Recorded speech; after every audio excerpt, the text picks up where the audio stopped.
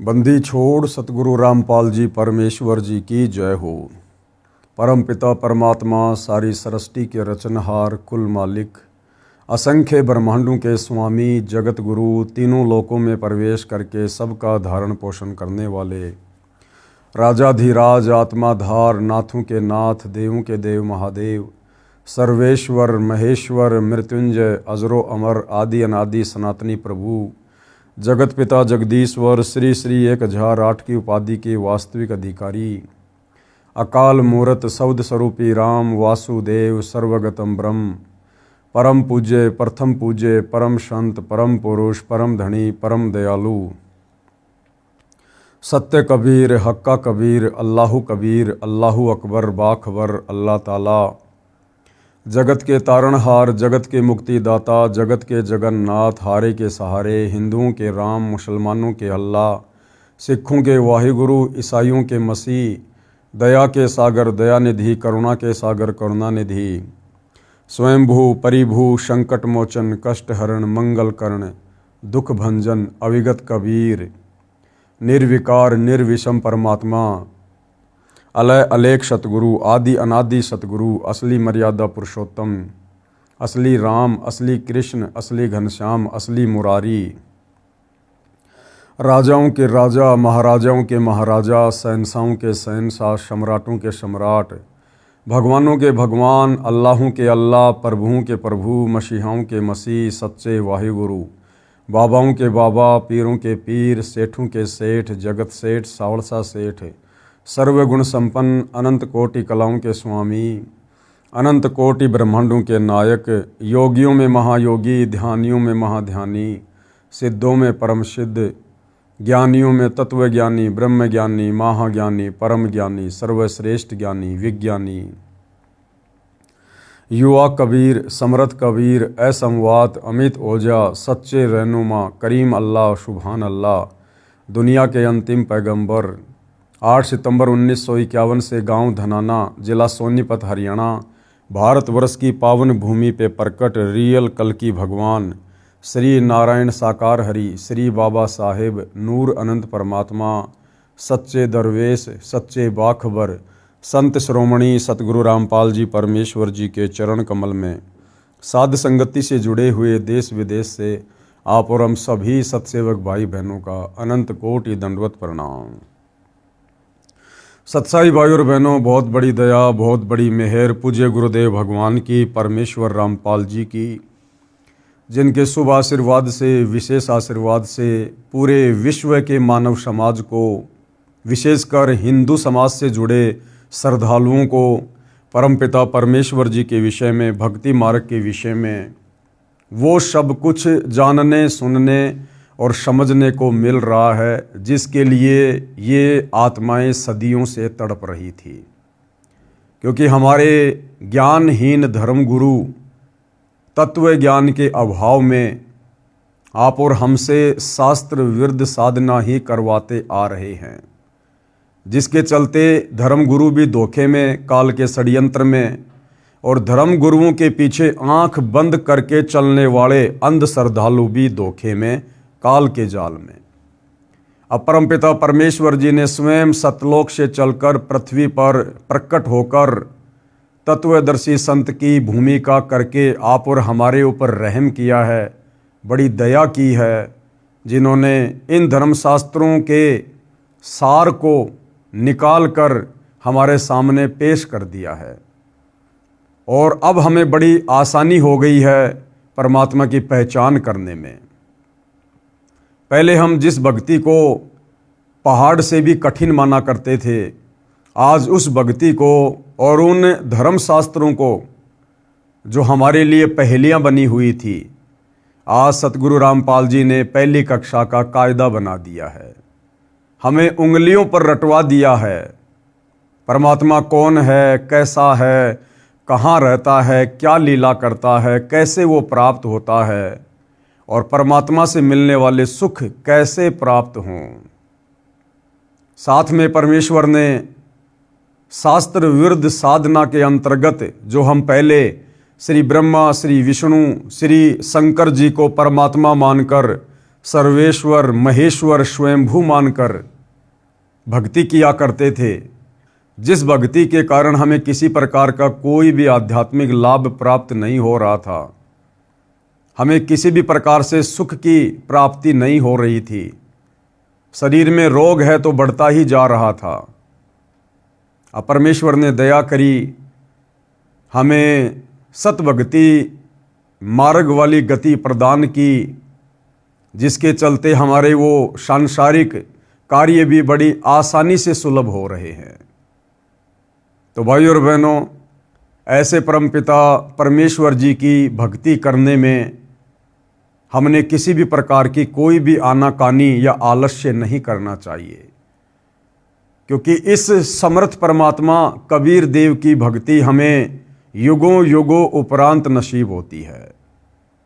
तो भाइयों और बहनों, अपने कर कमल से पवित्र पुस्तक हिंदू साहिबान नहीं समझे गीता वेद पुराण, इसकी रचना करके गुरुदेव भगवान ने परमात्मा चाहने वाली आत्माओं पर बहुत बड़ा उपकार किया है। और निसंदेह भगत समाज इस पुस्तक को पढ़कर अथवा सतगुरु रामपाल जी के तत्व ज्ञान युक्त सत्संगों को सुनकर उनकी शरण ग्रहण करके अध्यात्म से जुड़कर और समस्त प्रकार के लाभ व सुख भी प्राप्त कर रहा है। तो भाइयों और बहनों, अब हम इसी दिशा में आगे बढ़ते हैं, क्योंकि पहले के वीडियो में हमने बहुत कुछ समझा है कि वास्तव में पूजा के योग्य परमात्मा कौन है, धार्मिक अनुष्ठानों में इष्ट मानकर पूजने योग्य परमात्मा कौन है, अध्यात्म में ब्रह्मा विष्णु महेश की स्थिति क्या है, इनके पिता काल ब्रह्म की स्थिति क्या है, दुर्गा जी की स्थिति क्या है, अन्य देवी देवताओं की पूजा सहायक है या हानिकारक है, कर्मकांड पाखंड पूजा इसका भक्ति मार्ग में क्या औचित्य है, ये तमाम प्रकार की जानकारी हम प्राप्त कर चुके हैं। और वह सर्वश्रेष्ठ परमात्मा कौन है जो तीनों लोकों में प्रवेश करके सबका धारण पोषण करता है, एकमात्र उसी की भक्ति करनी चाहिए। ये सारी बातें भाइयों और बहनों हमने सतगुरु रामपाल जी के सत्संग सुनकर व उनके कर कमल से लिखित पुस्तकों को पढ़कर समझ लिया है।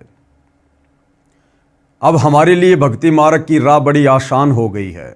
अब आज के इस वीडियो में जो 24वें नंबर का वीडियो है, हम ये जानेंगे कि वह परमपिता परमात्मा कबीर साहिब सतलोक से चलकर गति करके अच्छी आत्माओं को तत्व ज्ञान देने के मकसद से जब कलयुग में धरती पर प्रकट होते हैं तो परमेश्वर क्या लीला करते हैं और कैसे अपना तत्व ज्ञान अपनी आत्माओं तक पहुंचाते हैं, और वर्तमान कलयुग में परमात्मा भारतवर्ष की पवित्र भूमि पर किस नगर में किस शहर में प्रकट हुए और परमेश्वर ने अपनी लीला की।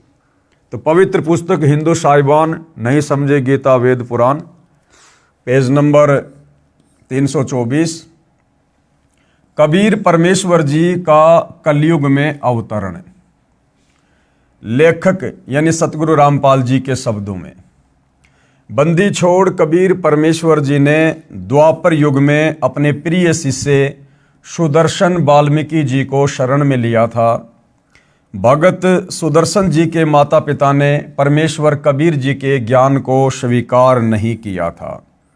यानी कल के वीडियो में हमने जो कथा सुनी थी पांडवों के यज्ञ वाली, जिसमें स्वयं कबीर परमात्मा जो कि द्वापर युग में करुणामय ऋषि के नाम से प्रकट थे, जिन्होंने अपने प्रिय शिष्य भगत सुदर्शन सुपच का रूप बनाकर पांडवों की यज्ञ सफल की थी, उनका शंख बजाया था।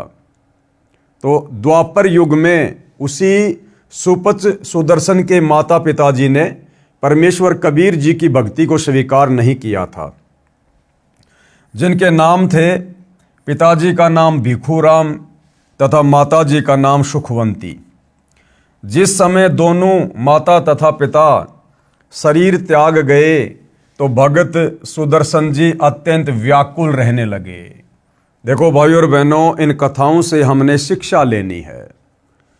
हम कलयुग के बिचली पीढ़ी वाले भक्तों को परमात्मा दृढ़ करने के लिए, काल के हर षड्यंत्र से परिचित करवाने के लिए, ताकि अंत समय में हम धोखा ना खा जाएं, जिस प्रकार से पहले के युगों में इन आत्माओं ने धोखा खाया। जब सुपच सुदर्शन जी के माता पिता शरीर छोड़ गए, उसके बाद सुपच सुदर्शन जी बड़े व्याकुल रहने लगे, जबकि भाई और बहनों व्याकुल होने का कोई मतलब ही नहीं बनता है, क्योंकि परमात्मा जी के ज्ञान से अपरिचित होने के कारण तो इस प्रकार की चिंता बन सकती है मोह ममता में। परंतु जब परमेश्वर ने आकर हमें तत्व ज्ञान से परिचित करवा दिया, सृष्टि रचना से परिचित करवा दिया, यहाँ के नकली रिश्ते नातों से परिचित करवा दिया कि हम तो खाली ऋण संबंधों के चलते एक दूसरे से जुड़े हुए हैं, बेटा बेटी के रिश्तों में, माता पिता के रिश्तों में, भाई बहनों के रिश्तों में, पति पत्नी के रिश्तों में हमें इस काल ने बांध रखा है। असल में हमारा ना कोई बेटा है, ना बेटी, ना माँ, ना बाप, ना पत्नी, ना भाई। हम सब परमपिता परमेश्वर कबीर जी की आत्माएं हैं। हम पहले सतलोक में रहा करते थे, अपनी गलती के चलते हम इस काल के लोक में फंस गए और हमारे संस्कार इतने बिगड़ गए कि अब उन संस्कारों के तहत हम एक दूसरे के रिश्ते नाते बने हुए हैं। कोई किसी को सुख देता है तो कोई किसी को दुख देता है। और परमात्मा जी भी अपनी वाणी में कहते हैं, भाई एक लेवा एक देवा दूतम, कोई किसी का पिता नहीं पूतम, ऋण संबंध जुड़े सब नाता, अंत सब सब बारा बाटा। सब अपना अपना संस्कार पूरा करके एक दिन चले जाएंगे अपने अपने रास्ते। तो सुदर्शन जी बड़े व्याकुल रहने लगे, जबकि भाई और बहनों ये गलती इस कलयुग की बिचली पीढ़ी में आप और हमने बिल्कुल भी नहीं करनी है, क्योंकि हमें गुरुदेव ने पूर्णतया तत्व ज्ञान से, मूल ज्ञान से परिचित करवा दिया है। हमने तो यहाँ से अपना पीछा छुड़वाना है। जो दो आत्माएं भगत सुदर्शन के माता पिता की भूमिका कर रहे थे द्वापर युग में, ना जाने कितनी बार इस काल ने उन आत्माओं को सुदर्शन का माता पिता बनाया होगा और किसी जन्म में सुदर्शन को उन आत्माओं का माता पिता बनाया होगा। ये काल का बहुत भयंकर षड्यंत्र है। आज इस सांसारिक युग में जो हमारी माँ है, जिसने हमारे को अपने पेट से जन्म दिया है, ना जाने कितने जन्मों में उसी आत्मा को इस काल ने हमारी औरत बनाया है, हमारी बहन बनाया है, हमारा दुश्मन बनाया है। इसलिए भाई और बहनों, इस काल के षड्यंत्र को गुरुदेव के तत्व ज्ञान से समझकर हमने इन रिश्ते नातों में उलझ कर नहीं रहना है। यहाँ हर प्राणी अपने कर्म का भोग भोगने के लिए आता है और संस्कार पूरा होने के बाद चला जाता है। इसलिए भक्तों ने तत्व ज्ञान आधार से अपनी सुरती केवल सतलोक में टिका के रखनी है, अपने गुरुदेव भगवान के चरणों में टिका के रखनी है कि भैया हमने तो इस काल लोक के झूठे रिश्ते नातों से पीछा छुड़वा कर सतलोक में चलकर और असली नाता अपने वहाँ रहने वाले सगे संबंधियों के साथ में जोड़ना है, अपने भाई बहनों के साथ में जोड़ना है, परमात्मा जी के साथ में जोड़ना है। तो भगत सुदर्शन जी माता पिता जी की मृत्यु के बाद व्याकुल रहने लगे, भक्ति भी कम करते थे। अंतर्यामी करुणामय जी द्वापर युग में कबीर परमेश्वर करुणामय नाम से लीला कर रहे थे।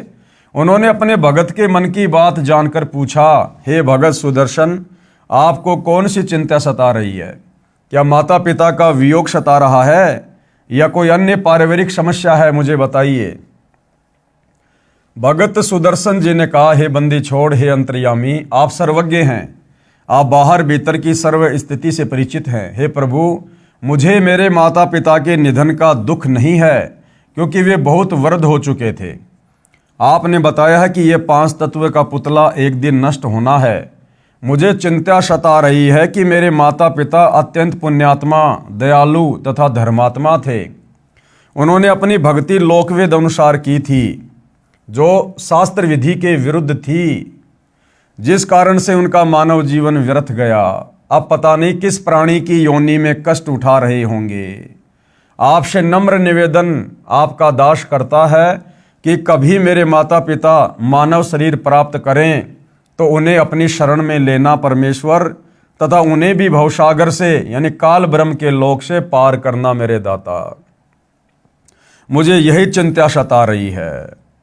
अब परमात्मा ने भी वही पूछा था, लेकिन भगत ने घुमा फिरा के कह दिया कि आप तो अंतर्यामी हो, जानी जान हो, मुझे मेरे माता पिता की मृत्यु का कोई गम नहीं है। गम क्यों नहीं है भाई? उनके मरने से पहले तो व्याकुल नहीं रहता था, उनके मरने से पहले तो चिंतित नहीं था। अब मरने के बाद में व्याकुलता क्यों, चिंता क्यों? तो बात वही थी भाई और बहनों, घुमा फिरा के। लेकिन हम जीव हैं, हमारी आदत है बातों को घुमा फिरा के करने की। परमेश्वर कबीर जी ने सोचा कि ये भोला भगत सुदर्शन माता पिता के मोह में फंसकर काल जाल में ही रहेगा। काल ब्रह्म ने मोह रूपी पास बहुत दृढ़ बना रखा है। ये विचार कर परमेश्वर कबीर जी ने कहा, हे भगत सुदर्शन, आप चिंता मत करो, मैं आपके माता पिता को अवश्य शरण में लूंगा तथा पार करके ही दम लूंगा। अब देखो भाई और बहनों, अगर भगत सुदर्शन जी ने परमात्मा के ज्ञान को अच्छे से समझ लिया होता तो उन्हें चिंता करने की कोई आवश्यकता ही नहीं थी। ठीक है, उसके माता पिता परमात्मा के शरण में नहीं थे, लेकिन भगत सुदर्शन को यह भी ज्ञान होना चाहिए कि परमात्मा का विधान है कि अगर किसी परिवार में कोई भगत दृढ़ होकर मर्यादा में रहकर भक्ति करेगा तो परमात्मा उसकी पिछली 7 पीढ़ियों तक के जो पूर्वज हैं, जो मर चुके हैं, उनको भी अन्य पशु पक्षी की योनियों में नहीं जाने देगा, उनको मनुष्य जन्म ही देगा और कभी न कभी अपनी शरण में लेकर उनका भी उद्धार करेगा।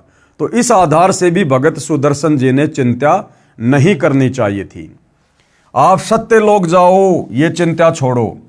परमेश्वर कबीर जी के आश्वासन के पश्चात भगत सुदर्शन जी सत्य साधना करके सतलोक को गया, पूर्ण मोक्ष प्राप्त किया। अब पूर्ण मोक्ष प्राप्त करने का मतलब है भाई और बहनों, इस वर्तमान कलयुग की बिचली पीढ़ी में भगत सुदर्शन जी ने फिर से मनुष्य जन्म लेना पड़ेगा। ये है वो पार करने का समय, पूर्ण मोक्ष प्राप्त करने का समय, सनातन परम धाम को प्राप्त करने का समय। आज से पहले सतयुग, त्रेता, द्वापर और कलयुग की प्रथम पीढ़ी में केवल पूज्य गुरुदेव भगवान ने हमारी बैटरी चार्ज की ताकि हमें मनुष्य जन्म मिलते रहें। और वर्तमान कलयुग में सन 1994 से जो गुरुदेव ने अपना यथार्थ 13वां कबीर पंथ शुरू करना था, उस समय आकर मनुष्य जन्म लेकर इस पंथ से जुड़कर फिर ही आत्मा का पूर्ण मोक्ष संभव है, अन्यथा नहीं। भगत सुदर्शन के माता पिता वाले जीवों के कलयुग के अन्य मानव जन्मों की जानकारी। अब भगत सुदर्शन के जो माता पिताजी थे द्वापर में, भिखू राम जी और सुखवंती जी, आगे चलकर उनको और कहां कहां मनुष्य जन्म प्राप्त हुए और वही आत्माएं कलयुग की प्रथम पीढ़ी में, यानी जब 650 साल पहले कबीर परमात्मा जी आए थे बनारस के, काशी के लहरतारा तालाब में कमल के विकसित फूल पर शिशु रूप में, तो जो नीरू और नीमा थे जो परमात्मा को उठाकर घर ले गए थे, वो नीरू और नीमा द्वापर युग वाले भगत सुदर्शन जी के माता पिता ही थे, यानी भिखू और सुखवंती वाली आत्माएं ही थी जो परमेश्वर जी ने सुदर्शन जी से वायदा किया था कि मैं तेरे माता पिता को शरण में अवश्य लूंगा। प्रथम बार कुलपति ब्राह्मण पिता तथा माहेश्वरी माता रूप में जन्मे, यानी द्वापर के बाद दोनों का विवाह हुआ परंतु संतान नहीं हुई। एक दिन महेश्वरी जी सूर्य की उपासना करते हुए हाथ फैलाकर पुत्र मांग रही थी। उसी समय कबीर परमेश्वर जी उनके हाथों में बालक रूप बनकर प्रकट हो गए। सूर्य का पारितोष यानी तोहफा जानकर बालक को घर ले गई। वे बहुत निर्धन थे, उनको प्रतिदिन 1 तोड़ा सोना परमात्मा के बिछोने के नीचे मिलने लगा। ये भी उन्होंने सूर्य देव की कृपा माना। 5 वर्ष की आयु का होने पर उनको भक्ति बताई, यानी जब परमात्मा लीलामय रूप से 5 वर्ष के हुए तो सुदर्शन जी के माता पिता को जो प्रथम मनुष्य जन्म मिला था, तो उन्होंने 5 वर्ष की आयु में अपने मुंह बोले माता पिताजी को भक्ति बताई। परंतु बालक जानकर उनको परमात्मा की एक बात पर भी विश्वास नहीं हुआ। उस जन्म में उन्होंने परमात्मा को नहीं पहचाना, जिस कारण से परमेश्वर कबीर जी बालक रूप अंतर ध्यान हो गए। दोनों पति पत्नी पुत्र मोह में व्याकुल हुए। परमात्मा की सेवा के फलस्वरूप उनको अगला जन्म भी मानव का मिला, क्योंकि परमात्मा ने भगत से वायदा किया था। चंदवारा शहर में पुरुष का नाम चंदन तथा स्त्री का नाम उर्धा था। ब्राह्मण कुल में जन्म हुआ। दोनों निसंतान थे। इस जन्म में भी दोनों निसंतान। एक दिन उर्धा सरोवर पर स्नान करने गई।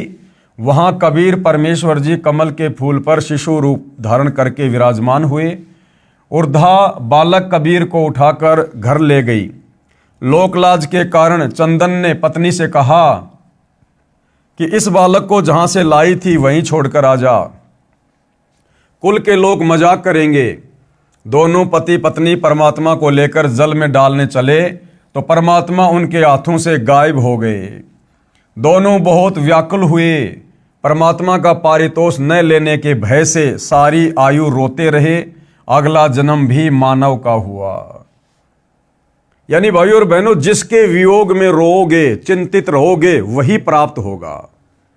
जिस प्रकार द्वापर युग के बाद सुदर्शन जी के माता पिता भिक्षु और सुखवंती का जन्म एक ब्राह्मण परिवार में हुआ।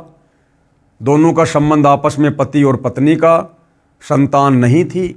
फिर उनको परमात्मा जी मिले, लेकिन उन्होंने परमात्मा को ना पहचान कर उनकी एक भी बात को स्वीकार नहीं किया। जब परमात्मा 5 वर्ष की आयु के बाद उनको भक्ति समझाने लगे, उसके बाद परमात्मा अंतर्ध्यान हो गए, गायब हो गए। अपने उस पुत्र के वियोग में आजीवन दोनों चिंतित रहे, व्याकुल रहे। अब वो पुत्र कौन था? परमात्मा। सारी जिंदगी वो किसकी याद में रोए? उसी बालक रूप परमात्मा की याद में। तो अगले जन्म में भाइयों और बहनों वही परमात्मा उनको फिर से मिले। क्यों? क्योंकि वो जिसके वियोग में रो रहे थे, जिसकी चिंता में रो रहे थे, इस काललोक के विधान अनुसार उनको वही प्राप्त होता है। गीता अध्याय 8 श्लोक नंबर 6 की अर्जुन, अंत समय में यह प्राणी शरीर त्यागते समय जिस भी भाव में भावित होता है उसका वही जन्म होता है। तो परमात्मा के वियोग में रोए तो अगले जन्म में भी उनको मनुष्य जन्म मिला। और इसी प्रकार से एक तालाब पर कमल के विकसित फूल पर वही कबीर परमात्मा उनको फिर से बालक रूप में मिले, शिशु रूप में मिले। और उस मनुष्य जन्म में भी उन्होंने परमात्मा को नहीं पहचाना। यानी उसकी पत्नी जो सरोवर से परमात्मा को लेकर आई थी, तो उसके पति ने कहा लोकलाज के कारण कि जहां से लाई है वहीं छोड़ के आ जा। तो दोनों वापस वहीं परमात्मा को छोड़ने गए तो परमात्मा उनके हाथों से गायब हो गए, अंतर्ध्यान हो गए। फिर पूरी जिंदगी वो परमात्मा के वियोग में रोए। और भाइयों और बहनों, परमात्मा के वियोग में रोने के कारण फिर अगला जन्म भी उनको स्त्री और पुरुष का मिला, कलयुग के प्रथम चरण में नीरू और नीमा का। और वही परमात्मा फिर से उनको मिला और परमेश्वर ने उनको निमित्त बनाकर अपनी परवरिश करवाई। यानी भाइयों और बहनों, हम जिसके वियोग में व्याकुल रहेंगे, चिंतित रहेंगे, हमें वही प्राप्त होगा। तो बहुत गहरी शिक्षा है भाइयों और बहनों। अब हम भक्तों को परमात्मा ने तत्व ज्ञान देकर इस गंदे लोक की वास्तविकता से, इस काल लोक की सच्चाई से, यहाँ के झूठे रिश्ते नातों की सच्चाई से हमें परिचित करवा दिया है। इसलिए हमने यहाँ की किसी भी नश्वर संपत्ति के मोह में, यहाँ के क्षणभंगुर बेटा बेटी भाई बंधु रिश्तेदारों के मोह में या अन्य भौतिक वस्तुओं के मोह में व्याकुल नहीं रहना, चिंतित नहीं रहना। हमने चिंतित रहना है केवल अपने मोक्ष को लेकर कि हे भगवान, मेरा मोक्ष नहीं हुआ तो क्या होगा। हमने चिंतित रहना है अपने पूज्य गुरुदेव भगवान को लेकर कि हे गुरुदेव, यदि आपकी प्राप्ति नहीं हुई, यदि मेरी भक्ति सफल नहीं हुई, मुझे सतलोक की प्राप्ति नहीं हुई तो क्या होगा मालिक। तो भाइयों और बहनों, जिसकी हम चिंता करेंगे अंत समय में परमात्मा हमें वहीं ले जाकर बैठा देगा। कथा इस प्रकार है। भगत सुदर्शन वाल्मीकि के माता पिता वाले जीवों को कलयुग में तीसरा भी मानव शरीर प्राप्त हुआ। भारतवर्ष के काशी शहर में सुदर्शन के पिता वाले जीव ने एक ब्राह्मण के घर जन्म लिया तथा गौरी शंकर नाम रखा, जो आगे चलकर नीरू कहलाया। तथा सुदर्शन जी की माता वाले जीव ने भी एक ब्राह्मण के घर कन्या रूप में जन्म लिया तथा सरस्वती नाम रखा, जो आगे चलकर नीमा कहलाई। युवा होने पर दोनों का विवाह हुआ। गौरी शंकर ब्राह्मण भगवान शिव का उपासक था तथा शिव पुराण की कथा करके भगवान शिव की महिमा का गुणगान किया करता। गौरी शंकर निर्लोभी था। कथा करने से जो धन प्राप्त होता था उसे धर्म में ही लगाया करता था। जो व्यक्ति कथा करवाते थे तथा सुनते थे सब गौरी शंकर ब्राह्मण के त्याग की प्रशंसा किया करते थे, जिस कारण से पूरी काशी में गौरी शंकर की प्रसिद्धि हो रही थी। अन्य स्वार्थी ब्राह्मणों का कथा करके धन एकत्रित करने का धंधा बंद हो गया। इस कारण से वे ब्राह्मण उस गौरी शंकर ब्राह्मण से ईर्ष्या रखते थे। इस बात का पता मुसलमानों को लगा कि एक गौरी शंकर ब्राह्मण काशी में हिंदू धर्म के प्रचार को जोर शोर से कर रहा है, क्योंकि भाइयों और बहनों उस समय काशी में मुसलमानों का दबदबा था, क्योंकि दिल्ली का बादशाह मुसलमान था सिकंदर लोदी, जिस कारण से हिंदू मुसलमानों से दबा करते थे। तो जब मुसलमानों को इस बात का पता चला कि ये गौरी शंकर नाम का ब्राह्मण हिंदू धर्म का कुछ ज़्यादा ही प्रचार प्रसार कर रहा है, इसको किस तरह बंद करें। मुसलमानों को पता चला कि काशी के सभी ब्राह्मण गौरी शंकर से ईर्ष्या रखते हैं। इस बात का लाभ मुसलमानों ने उठाया। गौरी शंकर व सरस्वती के घर के अंदर अपना पानी छिड़क दिया। किसने? मुसलमानों ने। अपना जूठा पानी उनके मुख पर लगा दिया, कपड़ों पर भी छिड़क दिया तथा आवाज लगा दी कि गौरी शंकर तथा सरस्वती मुसलमान बन गए हैं। जबरन उनको हिंदू से मुसलमान बना दिया। पुरुष का नाम नूर अली उर्फ नीरू तथा स्त्री का नाम नियामत उर्फ नीमा रखा। अन्य स्वार्थी ब्राह्मणों को पता चला तो उनका दाव लग गया। उन्होंने तुरंत ही ब्राह्मणों की पंचायत बुलाई तथा फैसला कर लिया कि गौरी शंकर तथा सरस्वती मुसलमान बन गए हैं। अब इनका ब्राह्मण समाज से कोई नाता नहीं रहा। इनका गंगा में स्नान करना, मंदिर में जाने तथा हिंदू ग्रंथों को पढ़ने पर प्रतिबंध लगा दिया गया। जबकि हकीकत का सभी ब्राह्मणों को पता था, लेकिन उनको खुशी हो रही थी कि अब हमारा धार्मिक धंधा अच्छे से चलेगा, अब हमें बढ़िया दान दक्षिणा मिलेगी। गौरी शंकर अर्थात नीरू जी कुछ दिन तो बहुत परेशान रहे। जो कथा करके धन आता था उसी से घर का निर्वाह चलता था। उसके बंद होने से रोटी के भी लाले पड़ गए। नीरू ने विचार करके अपने निर्वाह के लिए कपड़ा बुनने का कार्य प्रारंभ किया, जिस कारण से जुलाहा कहलाया। कपड़ा बुनने से जो मजदूरी मिलती थी उससे अपना तथा अपनी पत्नी का पेट पालता था। जिस समय धन अधिक आ जाता तो उसको धर्म में लगा देता था। यानी भाइयों और बहनों, आप और हमारे लिए भी शिक्षा है कि उन्होंने कभी भी धन एकत्रित नहीं किया, जमा नहीं किया। वो परमात्मा पर विश्वास करके चलते थे, जबकि उनको उस समय तक ना ही तो परमात्मा मिला था, ना उनको तत्व ज्ञान की प्राप्ति हुई थी। विवाह को कई वर्ष बीत गए थे, उनको कोई संतान नहीं हुई। दोनों पति पत्नी ने बच्चे होने के लिए बहुत अनुष्ठान किए, साधु संतों का आशीर्वाद भी लिया, परंतु कोई संतान नहीं हुई। हिंदुओं द्वारा उन दोनों का गंगा नदी में स्नान करना बंद कर दिया गया था। उनके निवास स्थान से लगभग 4 किलोमीटर दूर एक लहर तारा नामक सरोवर था, जिसमें गंगा नदी का ही जल लहरों के द्वारा नीची पटरी के ऊपर से उछल कर आता था, इसलिए उस सरोवर का नाम लहर तारा पड़ा। उस तालाब में बड़े बड़े कमल के फूल उगे हुए थे।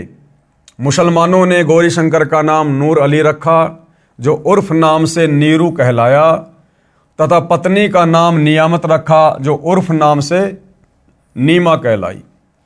नीरू नीमा भले ही मुसलमान बन गए थे, परंतु अपने हृदय से साधना भगवान शंकर जी की ही किया करते थे तथा प्रतिदिन सवेरे सूर्योदय से पूर्व लहरतारा तालाब में स्नान करने जाया करते थे। अब नीरू और नीमा को किस प्रकार से उसी लहरतारा तालाब पर कबीर परमात्मा शिशु रूप में प्राप्त हुए। नीरू नीमा को कबीर परमात्मा की लहरतारा सरोवर में प्राप्ति।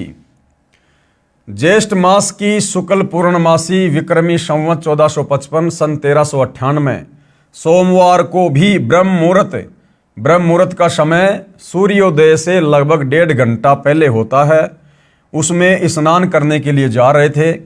नीमा रास्ते में भगवान शंकर से प्रार्थना कर रही थी कि हे दीनानाथ, आप अपने दासों को भी एक बच्चा, एक बालक दे दो। आपके घर में क्या कमी है प्रभु, हमारा भी जीवन सफल हो जाएगा। दुनिया के व्यंग सुन सुनकर आत्मा दुखी हो जाती है। मुझ पापिन से ऐसी कौन सी गलती किस जन्म में हुई है जिस कारण मुझे बच्चे का मुख देखने को तरसना पड़ रहा है। जबकि भाई और बहनों, परमात्मा तो उनको इस बीमारी से दूर रख रहे थे। परमात्मा उन आत्माओं का मोक्ष करना चाहते थे, स्वयं बालक रूप में उनके घर में आना चाहते थे। हमारे पापों को क्षमा करो प्रभु, हमें भी एक बालक दे दो। ये कहकर नीमा फूट फूट कर रोने लगी। तब नीरू ने धैर्य दिलाते हुए कहा, हे नीमा, हमारे भाग्य में संतान नहीं है। यदि भाग्य में संतान होती तो प्रभु शिव अवश्य प्रदान कर देते। आप रो रो कर आंखें खराब कर लोगी। बालक भाग्य में है नहीं जो वृद्ध अवस्था में उंगली पकड़ लेता। आप मत रोवो, आपका बार बार रोना मेरे से देखा नहीं जाता। ये कहकर नीरू की आंखें भी भर आई। इसी तरह प्रभु की चर्चा व बालक प्राप्ति की याचना करते हुए उसी लहरतारा तालाब पर पहुंच गए। प्रथम नीमा ने प्रवेश किया, उसके पश्चात नीरू ने स्नान करने को तालाब में प्रवेश किया। सुबह का अंधेरा शीघ्र ही उजाले में बदल जाता है। जिस समय नीमा ने स्नान किया था उस समय तक तो अंधेरा था। जब कपड़े बदलकर पुनः तालाब पर उस कपड़ों को धोने के लिए गई जिसे पहनकर स्नान किया था, उस समय नीरू तालाब में प्रवेश करके गोते लगा लगाकर मल मल कर स्नान कर रहा था। नीमा की दृष्टि एक कमल के फूल पर पड़ी जिस पर कोई वस्तु हिल रही थी। देखो भाई और बहनों, ये परमेश्वर के प्रकट होने की कथा है। ये रियल में सत्यनारायण कथा है, सत्यनारायण कथा। आज से पहले हम भगवान विष्णु की कथाओं को सत्यनारायण की कथा मानकर बड़े ध्यान से सुना करते थे। कोई अनपढ़ होता था तो किसी पढ़े लिखे को बुलवाकर हाथ में पुस्तक देकर उससे सुना करते थे बड़े ध्यान से कि हमें पुण्य मिलेगा। जबकि विष्णु जी सत्यनारायण नहीं थे। असल में सत्यनारायण कबीर परमेश्वर हैं। कबीर परमेश्वर। नार प्लस आयण, नार यानी जल और आयण याना जल पर आने वाला, प्रकट होने वाला। तो असल में ये लीला चारों युगों में कबीर परमात्मा करते हैं नारायण की, जल पर आकर प्रकट होने की। इस काल ने अपने बड़े बेटे ब्रह्मा को जल पर कमल के फूल पर जो पैदा किया, भाई और बहनों, ये तो केवल हम आत्माओं को धोखा देने के लिए, ताकि नारायण हम इन्हीं को मानकर और आदि अधूरी शास्त्र विरुद्ध साधनाओं में लगे रहें। अन्यथा असल में नारायण कबीर परमात्मा है जो प्रत्येक युग में जल पर प्रकट होकर शिशु रूप में आने की लीला करते हैं। नीमा की दृष्टि एक कमल के फूल पर पड़ी जिस पर कोई वस्तु हिल रही थी। प्रथम नीमा ने जाना कोई सर्प है जो कमल के फूल पर बैठा अपने फन को उठाकर हिला रहा है। उसने सोचा कहीं ये सर्प मेरे पति को डस ना ले। नीमा ने उसको ध्यानपूर्वक देखा, वह सर्प नहीं है, कोई बालक था जिसने एक पैर अपने मुख में ले रखा था तथा दूसरे को हिला रहा था।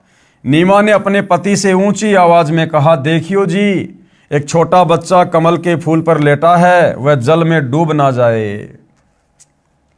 नीरू स्नान करते करते उसकी ओर न देखकर बोला, नीमा, बच्चों की चाह ने तुझे पागल बना दिया, अब तुझे जल में भी बच्चे दिखाई देने लगे।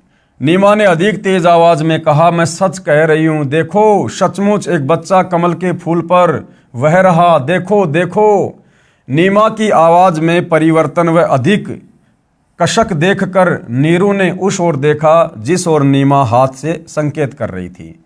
कमल के फूल पर नवजात शिशु को देखकर नीरू ने आव देखा न ताव और झपट कर कमल के फूल सहित बच्चा उठाकर अपनी पत्नी को दे दिया। अब भाइयों और बहनों, चारों युगों में कबीर परमेश्वर जी कमल के फूल पर ही प्रकट होने की लीला क्यों करते हैं? क्योंकि गुरुदेव ने सत्संग में बताया कि परमात्मा बड़ा पाक और पवित्र है, और जो कमल का फूल होता है, कमल के फूल पर कोई भी गंदगी या कीचड़ या धूल नहीं टिकती है। वो बिल्कुल साफ सुथरा खिला खिला होता है। इसलिए परमात्मा कमल के फूल पर प्रकट होते हैं। अब विचार करने की बात ये है भाइयों और बहनों, वर्तमान में वही कबीर परमात्मा सतगुरु रामपाल जी के नाम से धरती पर प्रकट हैं। लेकिन भाई, ये कलयुग की बिचली पीढ़ी है, साइंस का ज़माना है, इंसान अपने आप को बहुत ज़्यादा चतुर और शाना समझने लग गया। अब यदि वो परमात्मा इस कलयुग की बिचली पीढ़ी में वैसी ही लीला करें जो लीला उन्होंने 650 साल पहले की थी कमल के फूल पर आने की, तो भाइयों और बहनों, वर्तमान में कोई भी व्यक्ति सतगुरु रामपाल जी को परमात्मा के रूप में स्वीकार नहीं करेगा। क्योंकि इस नकली विज्ञान ने, साइंस ने हमारे दिमाग के पर्दे बंद कर रखे हैं। हमें अज्ञानता का काला चश्मा पहना रखा है, अध्यात्म से कोसों दूर करके। और हम क्या कहेंगे कि इम्पॉसिबल, ऐसा हो ही नहीं सकता कि मां के गर्भ के बिना कोई भी ऐसे कमल के फूल पर प्रकट हो जाएगा। ऐसा बिल्कुल नहीं हो सकता है, साइंस के नियमों के खिलाफ है। और हम सतगुरु रामपाल जी को कोई तांत्रिक मान लेते, कोई सेवड़ा मान लेते, कोई जादूगर मान लेते, या अन्य कोई प्रेत आत्मा मान लेते। लेकिन भगवान के रूप में वर्तमान में अगर वो उसी प्रकार की लीला करके प्रकट हों तो कोई भी उनको परमात्मा के रूप में स्वीकार नहीं करता। ये परमात्मा को पहले से पता था। इसलिए परमात्मा ने वर्तमान में अपने प्रकट होने की लीला को दूसरा रूप दे दिया। कैसा?